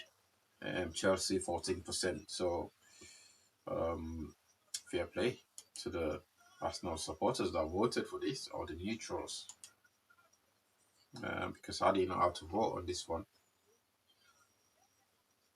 Tomorrow we've got City versus Newcastle. Come on, City.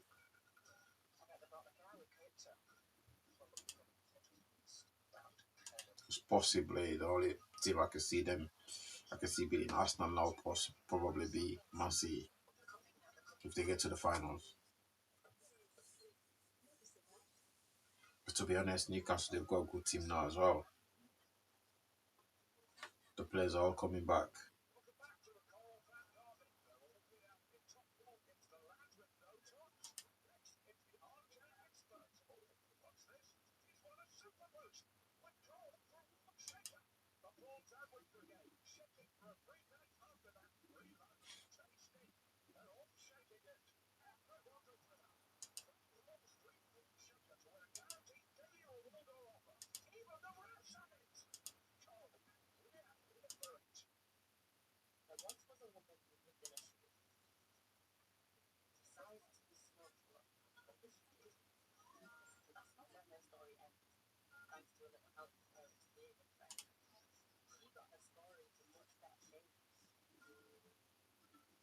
if Arteta wins this trophy, right, and he goes on and win the Champions League, and he goes on and win the league, the Premier League, man, we are finished, bro. Might as well just pack up and leave the league.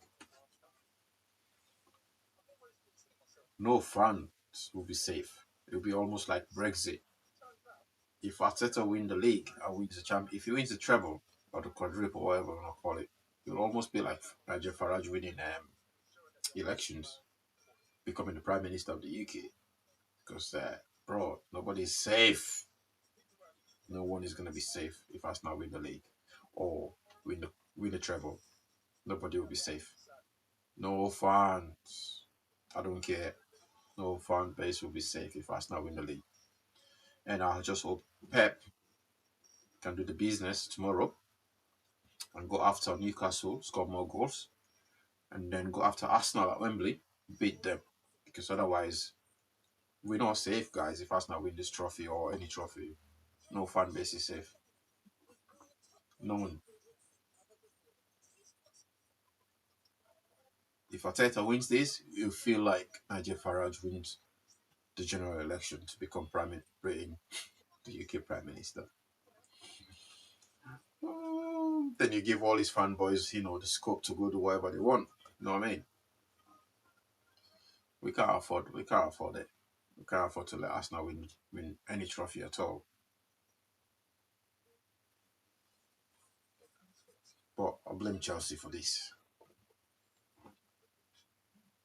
It's not a bad loss for Chelsea, but getting kicked off the semis by your old players, your ex-players, that's the part I cannot, Madueke was there. You didn't wanna stay at Chelsea. Went to Arsenal. Kai Havertz was he pushed out? I think he was pushed out. And now he's just scored to put a nail on the coffin, the final nail, and he's gone to Wembley. What's next then for? They're still in the Champions League, and they're Bayern United fighting for the top for now, Chelsea.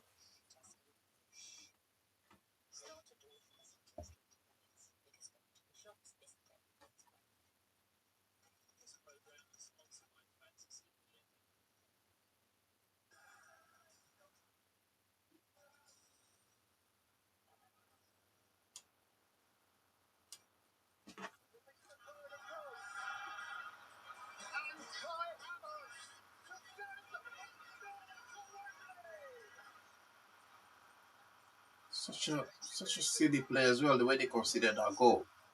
It's like,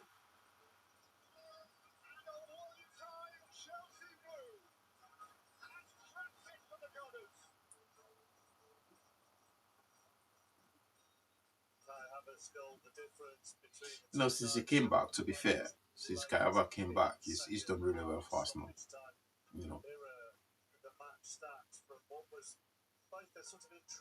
Oh my days, 3 yellow cards for Chelsea, 14 shots. 14 shots. The 2 on target, one was in the 90 minutes, the second one came in second half stoppage time. What the actual hell, Chelsea? As well, and yet you still go back to the feeling, don't you, that just like a good boxer, they just kept Chelsea where they needed them to be, really. They didn't seem troubled. They played in second gear. Second gear. This is a semi-final of the cup. You just go out in a blaze. I keep on saying this is not like a League One or League Two team coming to the Emirates to keep the score down. They've got the players to mix it with Arsenal, in my opinion.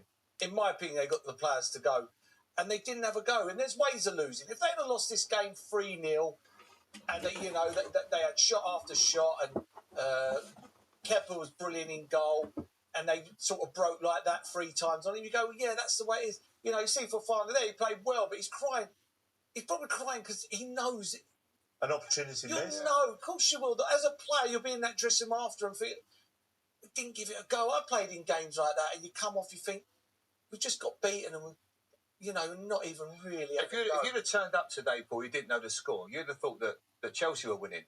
Oh, I thought it was. I thought the first leg. The way that they're playing this game, they're sort of playing it 6 at the back. They're playing it cagey. They're going to try and hit them on the counter attack if possible. That's how the game looked, and I totally get what his plan was. But I honestly think comes to the point in football where sometimes you've got to take emotion into a game. It's a semi-final. You've got to throw punches. You've got to take chances. Having 2 shots on target in a semi-final is not good enough. It's overthinking tactics. I think you've got to have a go. You've got to throw balls into the box. The last 2-3 minutes of that game were a great example of how Chelsea really had no idea. Arsenal are world class at this, don't get me wrong. But this is the last minute. Garnacho came on for 15, 20 minutes. He passed the ball backwards and sideways every time he got it. Never once went to take on his fullback. They played it into areas. Yeah, you're getting it into Cole Palmer. You've got 2 players up the front. You've got Achampong and you've got Fofana. So, listen, you've got to get it in the box. You've got to go a little bit old-fashioned here. That you can see Achampong goes to the other side. They then keep the ball again. And now they keep trying to pass it. Poor pass there. He put him under pressure. Now he's got to take a bad touch. He plays one into the box. Look, then he play one. Then he lose it again. This is what you called earlier on a clearance. Clearance, yeah. He's cleared it up the pitch. Then they've got it. Like now, Palmer's got to get on the ball. You've got to get Palmer the ball there. They don't. This is just a token gesture, and the lad aims for goal. Probably got to head it down. But then they're celebrating us. They still get the ball again. Chelsea. There was nobody in the pocket. There was nothing in the middle. They needed that other pass, and they just didn't get it. Here they win the ball back again, and it's a diagonal ball, and this is where the goal comes from. It's just he plays it into Cucurella. He opens up. It's a diagonal ball, and it gets cut out. But even if he wins that, he's getting nowhere with it, and then they're away. And this is probably the worst thing that could ever happen to Liam Rossini. He probably could have had a little case to say, we come to Arsenal, drew 0-0, never looked like, but in the end, they've lost the football match. And brilliant from Arsenal. Fantastic from Declan Rice. Yeah. They break, they get runners. You can see Declan off of Trossard, and then you can see they overload at the back with the 2 players, plays it perfectly to him. Havertz does great. Pretends he's going to play it to his left, walks past the goalkeeper, puts it into an empty net. It's brilliant. Easy. Look, he has a little look to his left here. Look, that then sets the keeper up, thinking he's going to pass it to him. Just moves it onto that right foot. Very classy. But when the ball goes down the line, you see Declan Rice look inside. He knows what to do. Good players see the picture before it happens. And this is not the greatest of runs by Martinelli, and I think it makes his mind up because he's offside. But yeah, brilliant. Cool. Pace-wise and weight-wise, it's a beautifully struck pass from Declan Rice, isn't it? Everything. And then Havertz's touch, and then the way he goes around. He's a special player. They've missed him, in my opinion. I think he's top draw. But yeah, they've just... You've got to give credit to Arsenal because they were just so comfortable, but they never laid a glove on them, Chelsea. Never laid a glove on them. There's a plan, and the plan went horribly wrong. Well, in many ways, that was a perfect night for Arsenal. Look, the fans are right on top of us here, and we talk pre-match about nerves and stuff. It didn't feel nervous, did it? It felt quite calm. Yeah. The fans felt quite calm, and then they could explode into joy on 90+7 minutes. Yeah, I think if you were to analyse the performance of a lot of the players, I think they did. You could sense they felt a little bit nervous. I saw Declan Rice give the ball out a few more times than he would normally. Zubimendi in midfield, we never really saw Eze on the ball enough. I mean, Gyokeres hardly touched the ball, but they didn't have to do a lot because they were comfortable. They had a great shape, and that's what Arsenal do. They're probably the best in. Fair enough, saying the best in the world at it. They're so hard to beat, especially here. And the last 2 games they've had, considering they was very edgy against Manchester United, against Liverpool, I thought they handled it pretty well. Certainly defensively, they handled set pieces, but they never got that bombardment that we expected. We thought at some point it was going to come on top, and that was going to be the master plan for Chelsea, but it just never transpired. I mean, that actually is the big thing for Arsenal here, isn't it? If you take their last 7 or 8 days, they've got a 100% record in the Champions League. They've gone to Ellen Road and won, and they're now in the final of the League Cup. What a brilliant 7 or 8 days to respond to what people were accusing them of before. Yeah, and because their squad's so good, it's so strong, and they do everything right. Everything's right. They don't panic. I mean, as Jamie just said, the midfield 3 weren't great, but they played against a very good midfield 3, Casado and Santos. And I thought Enzo was wasted out on the left in the first half, playing on the left against probably Arsenal's one of Arsenal's better defenders in Timber. I just find they wasted time. But fair credit to Arsenal. If you'd have said after they got beat by Man United, this was going to happen, you'd have took that every day of the week. Let's get some Chelsea reaction now. Trevor Chalobah with Pat. Trevor, you came here obviously to try and turn this tie around. How disappointed are you to not quite have done that? Well, yeah, it's disappointing not to get into the final. You know, it was a chance for us to get to the final and win another trophy. But you know, it's just the final details in the attacking third. I thought there wasn't much in the game. We done really well to nullify them, especially in the first half, and came out in the second half. And obviously, with the chance that they had at the end, but I thought the boys have done really well. As I said, it's just the final details in the attacking end. So, is your sense that by and large, the game plan worked well tonight? I think most definitely, you know. As I said, they didn't create much chances. They didn't really hurt us in certain parts of the games. As I said, it's that final deal of finishing off attack or getting some shots off, and for us, that's something we need to improve on. Yeah, can you just put a bit more flesh on the bones for us with the game plan? How did the manager, the team, want the game to go? For us, we just go into the game knowing what the manager wanted in terms of there's no rush. We have a full 90 minutes to talk about that. Take it deep, take it late. To try and get into the game. And for us, we just came with no rush, no pressure on. But yeah, I thought the boys done well, stuck to the game plan. We was pushing for the end, towards the end, but obviously it didn't work out. But we have to keep our heads up and don't allow this to affect us and carry on our good form. Yeah, you mentioned the attacking details. What was missing there? I think, it was just obviously more shots. We needed to get more shots in. So, you know, it's hard to break down Arsenal with their defence. So it's something we can learn from. And over the 180 minutes, of course, because Stamford Bridge as well, what would you reflect on in terms of what took the tie their way? I think, obviously the first leg puts us in a difficult position. As you know, we had a lot of players missing that leg as well, so that's one thing we can think about. Obviously, it's not an excuse, you know, but as I said, always coming into a second leg, one down, it's always difficult against a very good... Pedro Neto, losing them pretty late on, maybe even today? Yeah, a little bit, as you know, we always want to come play against any team with a strong team, you know, and obviously we didn't have those two, which was a big miss for us, but still no excuse for us. But we can keep our heads high and move on to the next. Thanks for coming out. Thank you. Thank you. He's tried to explain it there, which is great, and we thank him for that. But you're puzzled. Yeah, I am. He was just saying about Reece James and Neto. They're good players, very good players, two of their better players. But Saka and Odegaard never played neither. Do you know what I mean? So it's not. You know what? I look back now. You know what would have been a big difference as well? Just as he was making the substitutions, I'd be interested to see if Liam was bringing off Delap. Because he just gets booked as they were making the substitutions. And I'm not sure. I think when he gets down to the last 10 minutes, you need a Delap in the middle, you know, who's going to get his head on something. But they'll be forever thinking about that in their footballing careers. It's a difficult one, isn't it? Because if you look at it, I'm guessing from a player's point of view, stay in it, keep it tight, and try and nick something late on. Yeah, then they did a lot of that. But if you're a fan and you're a goal down in a semi-final, you're probably thinking, come on, lads, give it a go with half an hour. It's not as simple as like just booting the ball in the box, working off second balls, but you have to feel like that you've got that understanding of what you're doing. You know, and it was very difficult with Esteval as well. He's obviously had to go back to Brazil for family reasons, so normally you probably started him because in the first leg he gave Timber a real chasing, which happens it doesn't happen at all. So that made a big difference to the team. Cole Palmer, I don't know what his injury situation was. Did you feel we could play 90 minutes? I'm not so sure. But that was his plan, to keep it as tight as possible. I saw his assistant coach, Liam, at half-time, he was like delighted, clapping. He was thinking, right, this is exactly what we wanted to do. Let's take them deep into the second half. Let's work on the anxiety in the stadium. But it just didn't happen. And even the way they managed it in the end by just trying to be a bit aggressive, getting the ball into the box, they sort of lost that pattern of play. They didn't really find a way to get the urgency or the quality.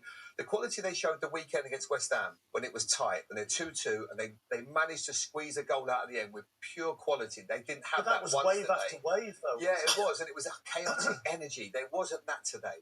You know, and I think, you know, Trevor was trying to explain it to us there, and like you rightly said, he said it in a understanding way that this is the tactic we wanted to do.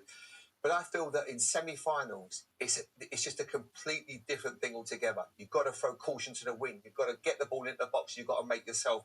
You've got to be thinking no regrets after this game. And I think that's what, as Paul rightly says, there'll be a lot of regrets in that dressing room, thinking we didn't do enough. You look back now, and I just think Gyokeres up front who's struggling. He's just played the two centre halves. The two fullbacks are very good in Gusto and Cucurella. They can look after the two wingers. They're good defenders, 1v1. That four then gives you an extra forward to get on the pitch. You know, it gives you another forward. And they didn't. They chose to be with another defender. And I don't think they needed to. That four would have been good enough to look after. And then goes Santos, Caicedo, and then Enzo. Yeah. You know, and if you want to play Steve-O or Steve-O as your right-hand side for 45 minutes and play Palmer the other 45 minutes, but you're getting a player on. They just wasted time. It's, you know, I wouldn't mind if it was Ireland up front. It's Gyokeres, and that's no disrespect to him.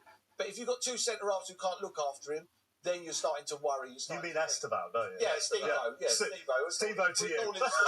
Do we? I was loving it. I was trying to help you, but I think Steve-O. I didn't know he was Brazilian. But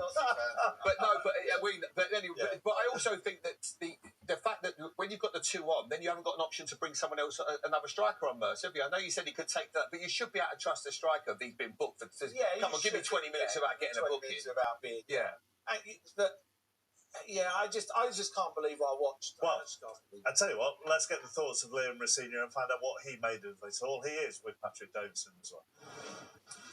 Well, Liam, firstly, the result, because obviously you came here to win. You came here to turn the tide round. How disappointed not to have done that? Yeah, of course. That's why you're here. We really felt with the game plan, with the way we wanted the game to go, we really felt we had a good chance to come through.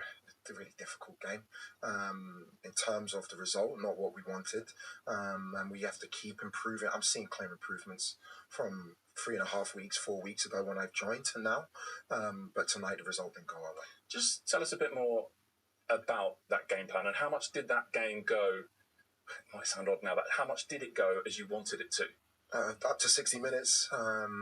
We lost Reece and Pedro this morning. Hopefully we have them back for the weekend. Cole, we have to look after him. He's had a really difficult last 8-9 months with the amount of games that he's played. He played a full 90 against West Ham, and you could see when he came on his quality that he gives us. Esteval's been away in Brazil, rightfully so, with his family. We needed to make sure we gave ourselves the best chance, and the tide didn't run away from us in the first half. I felt we dominated in the second half. The game plan went the way we wanted it to go, except we just couldn't find that breakthrough. Did you almost want to make it a game of the mind, as you said beforehand? Take it late, take it deep, and kind of play on the nerves we sometimes see in this place? There's many aspects to football, tactical, psychological, physical. All of these things come into your way of thinking, and also the plays that are available to you. For me, we can't speak about how well the game plan went because the result didn't go the way we wanted it to go. But I'm sure Arsenal would have known today that they were in for a real tough game. Not many teams come here and put on the level of performance that we have tonight. How much was the game plan down to the availability or lack of availability? Or were you always thinking, take it late, take it deep? When you're in a tie like this, you want it to go as far as you could possibly take it. Your system, your game plan is always dictated by the players who are available to you. And hopefully we get Este will be great for having that half an hour. Cole will be better for having that half an hour, and he showed moments of real quality in that. And hopefully Reece, Pedro will be back involved on the weekend. If you had gone at them from the off, as we mostly expect from a team behind from the first leg, what would have been the downside of that? What was the risk? There's upsides and downsides. Is hypothetical. We could have come here, pressed man-to-man all over the pitch, been 2-0 up in 10 minutes, or we could have been 2-0 down. You have to make a decision in the moment. It didn't go our way tonight, but there's still plenty of positives other than the result. Is almost the bit that you're most disappointed about is when you did twist on 60 minutes, that perhaps didn't have the impact you hoped for. For sure. You're relying on a moment of quality. You're relying on a good ball in from a set play. Didn't go our way tonight, but overall, in terms of what the players gave in terms of intensity, running, winning duels, fighting for the shirt, I felt we were there against a really strong physical team. So we just need to make sure we don't let this setback affect the rest of our season. We keep moving in a positive direction, and hopefully we see a similar performance against Wolves, but with a different result. So what have you learned about your group, having gone toe-to-toe over 180 minutes against, well, right now, the best team in the country? Oh man, there are many good things. There are many good things here. Bearing in mind I've been there for less than a month. Bearing in mind I think honestly, it's 8 games in that month. the questions he's asking is making it really difficult. It's making it a really difficult interview for him. Why is he giving him hard time? He's giving him really hard time. Practice, and I feel like I've got a really, really good group to work with. Thank you. Thank you. Thank you. I'm genuinely, Jamie, finding this one of the harder performances to ask questions about, because I don't quite know in what direction to go. Does that make sense? Yeah, that interview is somewhat disrespectful. The question he was asking, man, over and over. They played on Saturday afternoon against West Ham. Then Sunday would have been a cool-down day, and I guess you could have done a little bit. Monday, then you might be able to do a little bit of tactical work. To get what you want in a couple of days is never that easy as well. So for the players to understand and for them to set out a game plan, there has to come a part of it where you have to take it into your own hands as well as players. And I felt today that to start the way they did, and I almost reserved my judgment at half-time because I didn't want to get it, like if they end up winning, this is a masterclass. Yeah, Paul was a lot more, he sensed it a lot earlier than I did today. But I just felt we have to be very careful as well. I mean, if that's the product that we're going to produce and we're going to sit back for half a game, this isn't basketball football. And then people might as well stay at home for the first half, wait for the second half, might be excitement.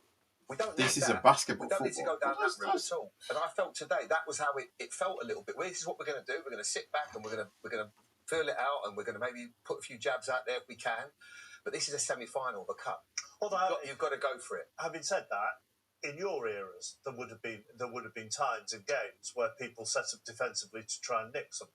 Yeah, not when you're 1-0. Well, not when you're 1-0 down. Not when you're losing. You're losing the game. That's the bit we're both struggling with. Liam's talking about there. He said we kept Arsenal quiet. Arsenal didn't have to do anything. No. They didn't have to chase the game. If Arsenal had to chase that game, and even if Arsenal lost one goal, they're still going to extra time, worst way out. But if they went 1-0 down or 2-1 down, no, 2-0 down, with 15 minutes to go, they would at least have had 4 shots before the end of the game. They would have stepped it up and they'd have gone again, Arsenal, and they would have pushed forward, took a chance. They didn't have to take the chance. I'd love to talk to the Arsenal players and go, are you shocked what happened tonight? Did you think Chelsea were going to come and have a right go? Liam's talking there like he come into Chelsea like they were 5th bottom of the league. They weren't 5th bottom of the league. They were still flying along. Do you know what I mean? He's saying the improvement. Chelsea would have had a go today. Chelsea fans won't be happy with that. I'm sorry. One more thing before we'll switch our attention to Arsenal when we come back after the break. You did the Chelsea game at home to West Ham on Saturday, and then you were at Spurs on Sunday. Mm-hmm. Some of the most exhilarating football of the weekend came from both Chelsea and Spurs when they were 2-0 down. Yeah. And Liam himself said it in that interview. We could have gone man for man and pressed them high up, and we could have been 2-0 up. Yeah, I'd rather have right. But yeah, we could have been 2-0 down. I think that now, would have surely, made sense. when you're 2-0 down and you're pressing and going for it, you could go 4-0 down. Yeah. Or you could be back to 2-2. From a fan's point of view, does it feel like we're in an era where you have to be on the back foot to give it a go at the moment, to take risks? Yeah, I totally get that point, because the weekend was exactly that, Mark. We saw it where I think it was also a case of poor individual performances in that first half from players. Garnacho, Badiashile and Hato actually did all right tonight. They really struggled. So he just had to change it, and then all of a sudden you got your home crowd, and that was the difference. The 2 teams that came back had the crowd of them second half. But sometimes in football you just have to take caution to the wind and just go for it. Make things happen. Get people in the box. Even he said Cole Palmer was good. I mean, Cole Palmer, he was so deep and he was playing a couple of neat passes, but I never felt like the threatening Cole Palmer, like it was 10 yards further up the pitch. He played in your position, Paul. Did you ever feel that Cole Palmer was going to make or score a goal tonight? No, not at all. I did not at all. I didn't see that at all. And I know, as Liam said, though, if we'd have gone man to man, we could have been 2-0 up or 2-0 down. But he goes to bed tonight thinking we had a go. You know, what would Chelsea fans prefer? They'd prefer that, wouldn't they? You've got to have a go. They'd be Chelsea. They'd be fuming. You know, be sitting there thinking, just come to Arsenal and literally just went out on a whim. And I'd love to see what the Arsenal players think. I'd like to think, are you shocked? As I say, as a manager, you want to go bed. And if they'd have gone man to man all over the pitch and gone, right, we just got beat. We just got beat by a much better team on the day. And they just cope better. Fair play, hold my hands up. But I just don't see what. And the worst thing ever for him tonight, for Liam, is the late goal. Mm-hmm. That's the one that's destroyed him. Because if it's 0-0, at least he might come away and go, you know, but still semi-final. Because there's no doubt at all he's a tremendous understanding of the game. Tactically, he's done really well. He's making subs that are coming on, scoring goals. But it just felt like today it was one of those where sometimes you've got to almost forget, because tactics now are playing such a big part in the game. We're controlling this part of the game and for 30 minutes, different phases. It wasn't a game for that. Emotion sometimes in semi-finals is what you need. And we're also obsessed with stats. Do you know the Chelsea... I'm not trying to catch you out. Do you know the Chelsea player who had the most touches in the Arsenal box tonight? I'm not trying to catch you out. No, it was for far now. It doesn't surprise me. That's Chelsea done.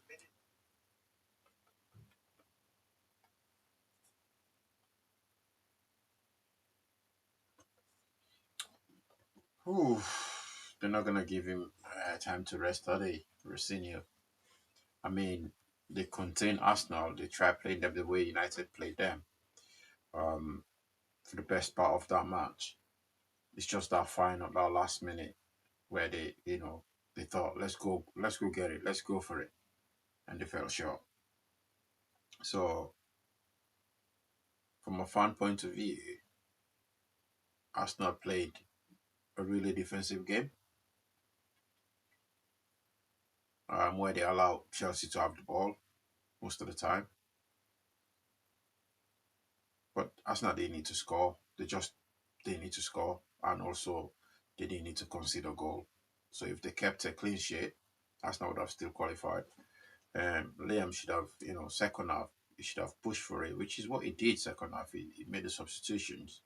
He made 2 positive or 3 positive substitutions, but one of the players was not getting the ball, really. Garnacho was not getting the ball at all. And then when he did get the ball, it was too late, and then he passed the ball back with a back pass. So, but Liam is going to get hammered for this. One. Because that's what they're saying. We didn't have a goal, but they did have a goal. They had 14 shots, even though 9 of those shots were outside the box. They did have 14 shots. But they could have done more. Let me know, Chelsea fans, how you feel about this one. Because I'm not happy for you guys.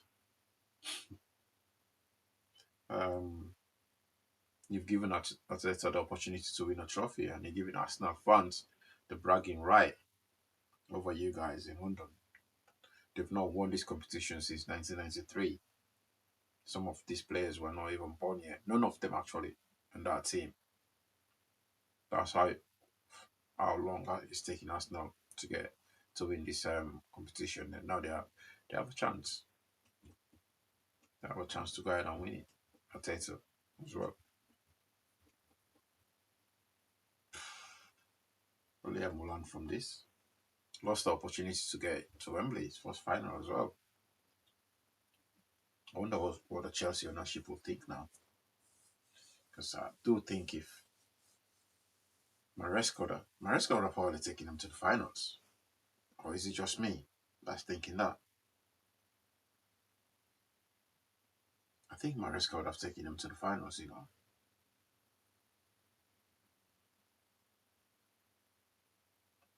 Jeez.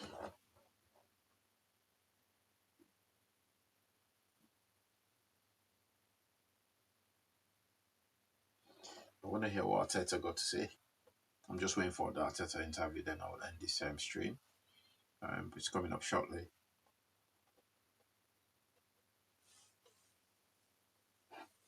Arteta's interview is coming up shortly.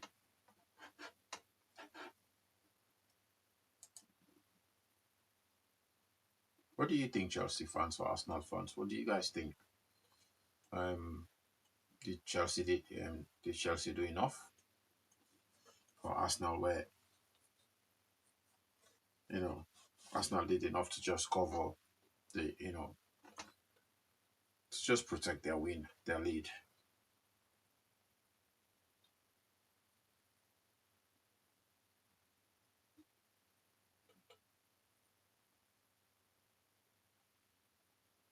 Leicester Man United on Saturday, 11th. Under 21s.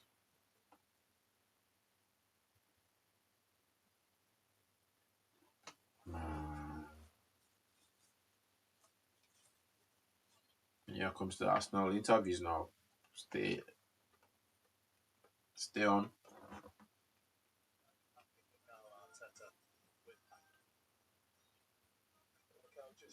Arteta's interviews here. Joy, I think happiness, I think all the work that Listen to everybody Arteta. does to take the club, the team, the individuals to the highest level and start to compete for major trophies. At the end, when you have the opportunity to see yourself in Wembley, it gives the right reasons to everything that we do. I would say that. So everybody's obviously so happy, and together we're going to try to win it. How much of a release was it right at the end there when obviously Declan puts the ball across and Kai goes through and it happens? By far the best moment of the day. When I saw Declan playing that ball and Kai going through, I said, we will score now. It was perfect. The reaction of the finishers on the bench, the staff, the crowd, it was a great moment. Was it a night for a strong mind, particularly the type of game that I think they made it into? Well, I think we both made it. Both very, very competitive. There is a lot of quality there. Both teams adjust to things very, very quickly. It was a real battle because both teams are really competitive, really aggressive. The weather and conditions as well made it even tougher, and well, the margins were close, and both teams had the ability in any moment to score a goal, and I think we defended so well, and we took one of the 3 or 4 chances that we had. Was it a night as well where you kind of, I don't know if this is the right word, but you have to be quite professional, because it was almost like with their game plan, they're asking you to take risks you don't need to take because you're the team winning? Well, we prepared again to win it. We need to understand as well the way they set up as well, and they are really brave and they have the right players. They can win a lot of duels, especially inside, and you have to be very conscious and careful of that. But I think we read the game well. We had very good moments. Some others that we were a little bit more deep, but I think the team defended so well as well. Yeah. Did you expect them to go for it earlier, maybe, Chelsea? No, well, I think with the lineup as well, I think they tried something else, but we were prepared for that, and we knew that we're going to have to play a lot of mini games within the game, and they could change the halftime immediately, like they did 2-3 days ago, at 60, at 17, at 80, and we had to plan for that, and we were ready, and I think we competed so well, and I think over the 2 legs, I think we deserved to be through. Was the key mini game that last 30 minutes? Yes, and the last 10, but when the tide is so close like this, anything can happen. So you need to adjust that, and sometimes it's more about the heart and the mentality than the tactical stuff for sure. And a word for your supporters tonight, because brilliant. It could have got nervy and it didn't. But the nervousness, that's the willingness to win, you know, that you want to go over that hurdle. But they were enormous today, the energy, because it wasn't easy. It was really cold, really windy, and wet, and they were with the team in every aspect of the game, and emotionally helped us so much. So thank you so much. Now let's enjoy Wembley. And another little hurdle cleared by this team, winning a semi-final this time. And just another little step. It is, and that's what we want. But we're showing a lot of maturity and consistency, and in a few weeks we're going to be all together in Wembley. And if you were able to win it, and I know it's kind of a big if at this point, do you think it could be like a gateway trophy for this team, without going through too many? But a lot of big teams, the League Cup's been their first cup. I don't know. Now, what we're going to do that is just focus on the Premier League, because Saturday we're going to have another big one, and when the time comes and the moment comes, we'll prepare the best way to win it. Well done, McCann. Thank you so much. Take care. Fair play to him. That's the point, isn't it? About a minute from the end of the interview, it's another small step on their way. Yeah, a small step, and tonight they can do that all night. Arsenal sit back and defend and stop teams scoring all night long, and tonight they've done that very comfortably. And I think Arteta hit the nail on the head. They deserve to win it over 2 legs. And you've got to give credit where credit's due. They've played against a good Chelsea team who never looked like scoring in a month of Sundays tonight. In a month of Sundays. And then you have to show respect to Arsenal. That's as a defensive unit, as a midfield, from the front. And Gyokeres didn't play well. But from him running around, working hard, all the way through from midfield to defence, it's been absolutely outstanding all season. I mean, the result against Leeds and then this tonight, thoroughly deserve it. They did defend well. They did defend well, and they are ready to win. But make no mistake, they've had to suffer this last few years. They've become so close. But I look at the squad and the depth and the way they're playing. They're by far the best team. And I actually think they've been not at their best of late. But I think now this result, I think, will actually relax them. And they might be able to start enjoying it a little bit more, play with a bit more flair. Because at times I'm seeing them being a little bit tight. Zubimendi or Declan Rice maybe not getting it on the half turn enough. They're playing a little bit safe. I think now they can almost start to relax and play, and then we'll see an even better Arsenal side. But the Arsenal side we saw at the start of the season, because they are still a little bit uptight. But to get to a cup final, to be 6 points clear, to be the top team in the Champions League is absolutely incredible effort. It means nothing in the Champions League. 2, maybe 3 trophies this year. Well, they're certainly capable. Because it's also a stat that we've mentioned before that 7 of the last 12 winners of this had then gone on to win another trophy in the same season. That shows, as we say many times, what this can do. Absolutely. And you look at the side that they're going to be, if it goes to form, and we think that Man City obviously probably should win tomorrow with the aggregate score so far, that will be an amazing final as well. It will be, and I think that's one of those where you can almost lay down a marker, because if Arsenal were to win that then as well, and then they go on and win the league, it'd be an incredible season. But they've been set up to win for the last few years. The job the manager's done, and he takes a lot of criticism, and people are very quick to jump on the team and talk about how many set pieces they score from. Are they good enough offensively? They're a winning machine right now. And it's not always sometimes pretty. Paul mentioned it when they won the league, and that was 89. Paul, you weren't maybe the most beautiful side to watch, but there's no pictures on the scorecard. Nobody cares at the end of the year. It's just about getting that trophy as quick as you can in your hands. There is a big weekend coming up across Sky Sport. So many.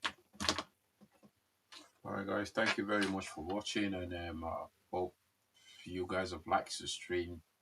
Please drop us a thumbs up and subscribe tomorrow. Join us tomorrow as well for the Manchester City versus Newcastle game. Please subscribe and hit that notification button, because I'll be streaming it live tomorrow as well. Hopefully we get City to go through. If City can beat Newcastle tomorrow, then I know City can beat Arsenal at Wembley, unless Pep wanna, give Arteta a present with a trophy. Maybe then you do that. Yeah. But Arsenal couldn't do what we did to Chelsea, couldn't do what we did to Arsenal. What a shame. What a shame. But in another news, Barca won. I think Rashford is up for another trophy there. So Barcelona won 2-1. Copa del Rey. So they got to the finals as well. Nicely done there, Rashi. No way you want to come back to United, would he? But it is what it is, guys. Thanks for watching. Thank you so much. Please drop us a like, subscribe. Tomorrow, join us for the big one, City versus Newcastle United. The Citizens versus the Black Cat.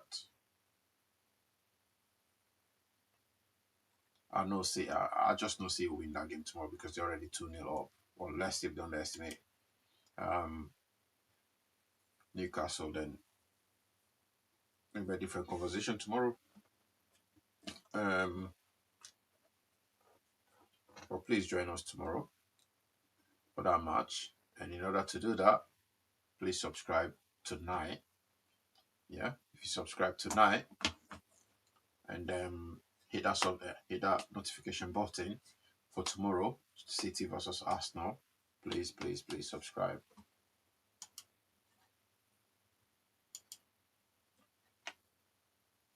we are showing that game tomorrow. You know, we are streaming it tomorrow.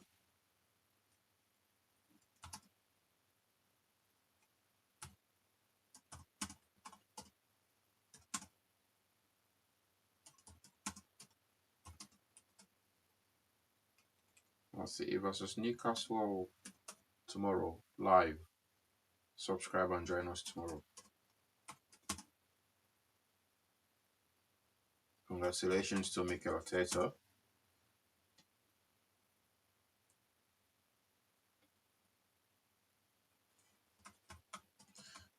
And the Arsenal fans.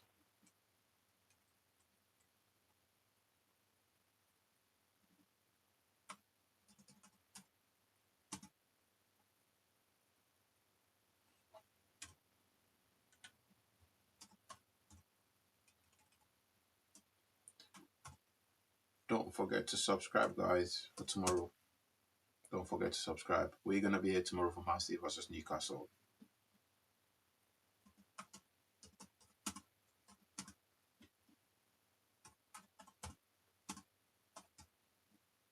I know a lot of Arsenal fans will be watching it tomorrow.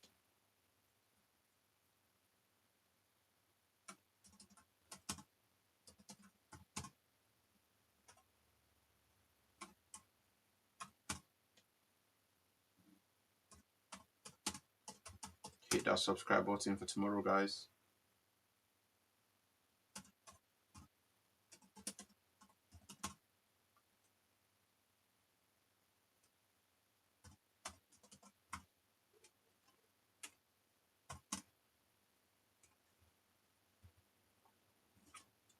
Hit that subscribe button and then press, you know, the notification bell.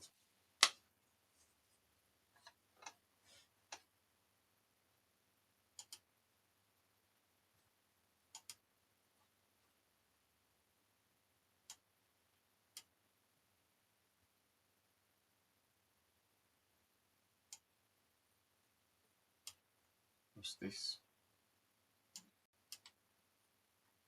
Arteta is so happy, man. Looking at him, that interview, he's just so happy that he managed to win something.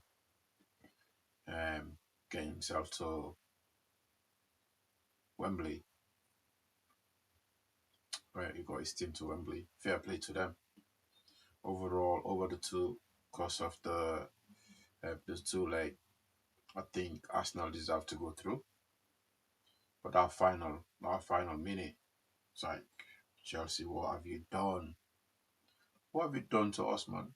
We showed you, we gave you the recipe on how to beat Arsenal. We showed him on how to do it, and he still couldn't do it. What have you done, guys?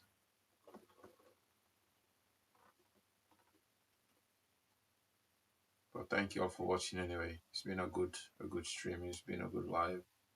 Don't forget to subscribe. Don't forget to join us tomorrow from 7 or half 7 or so. I'm gonna set the stream up actually now before end of the night. Set it up.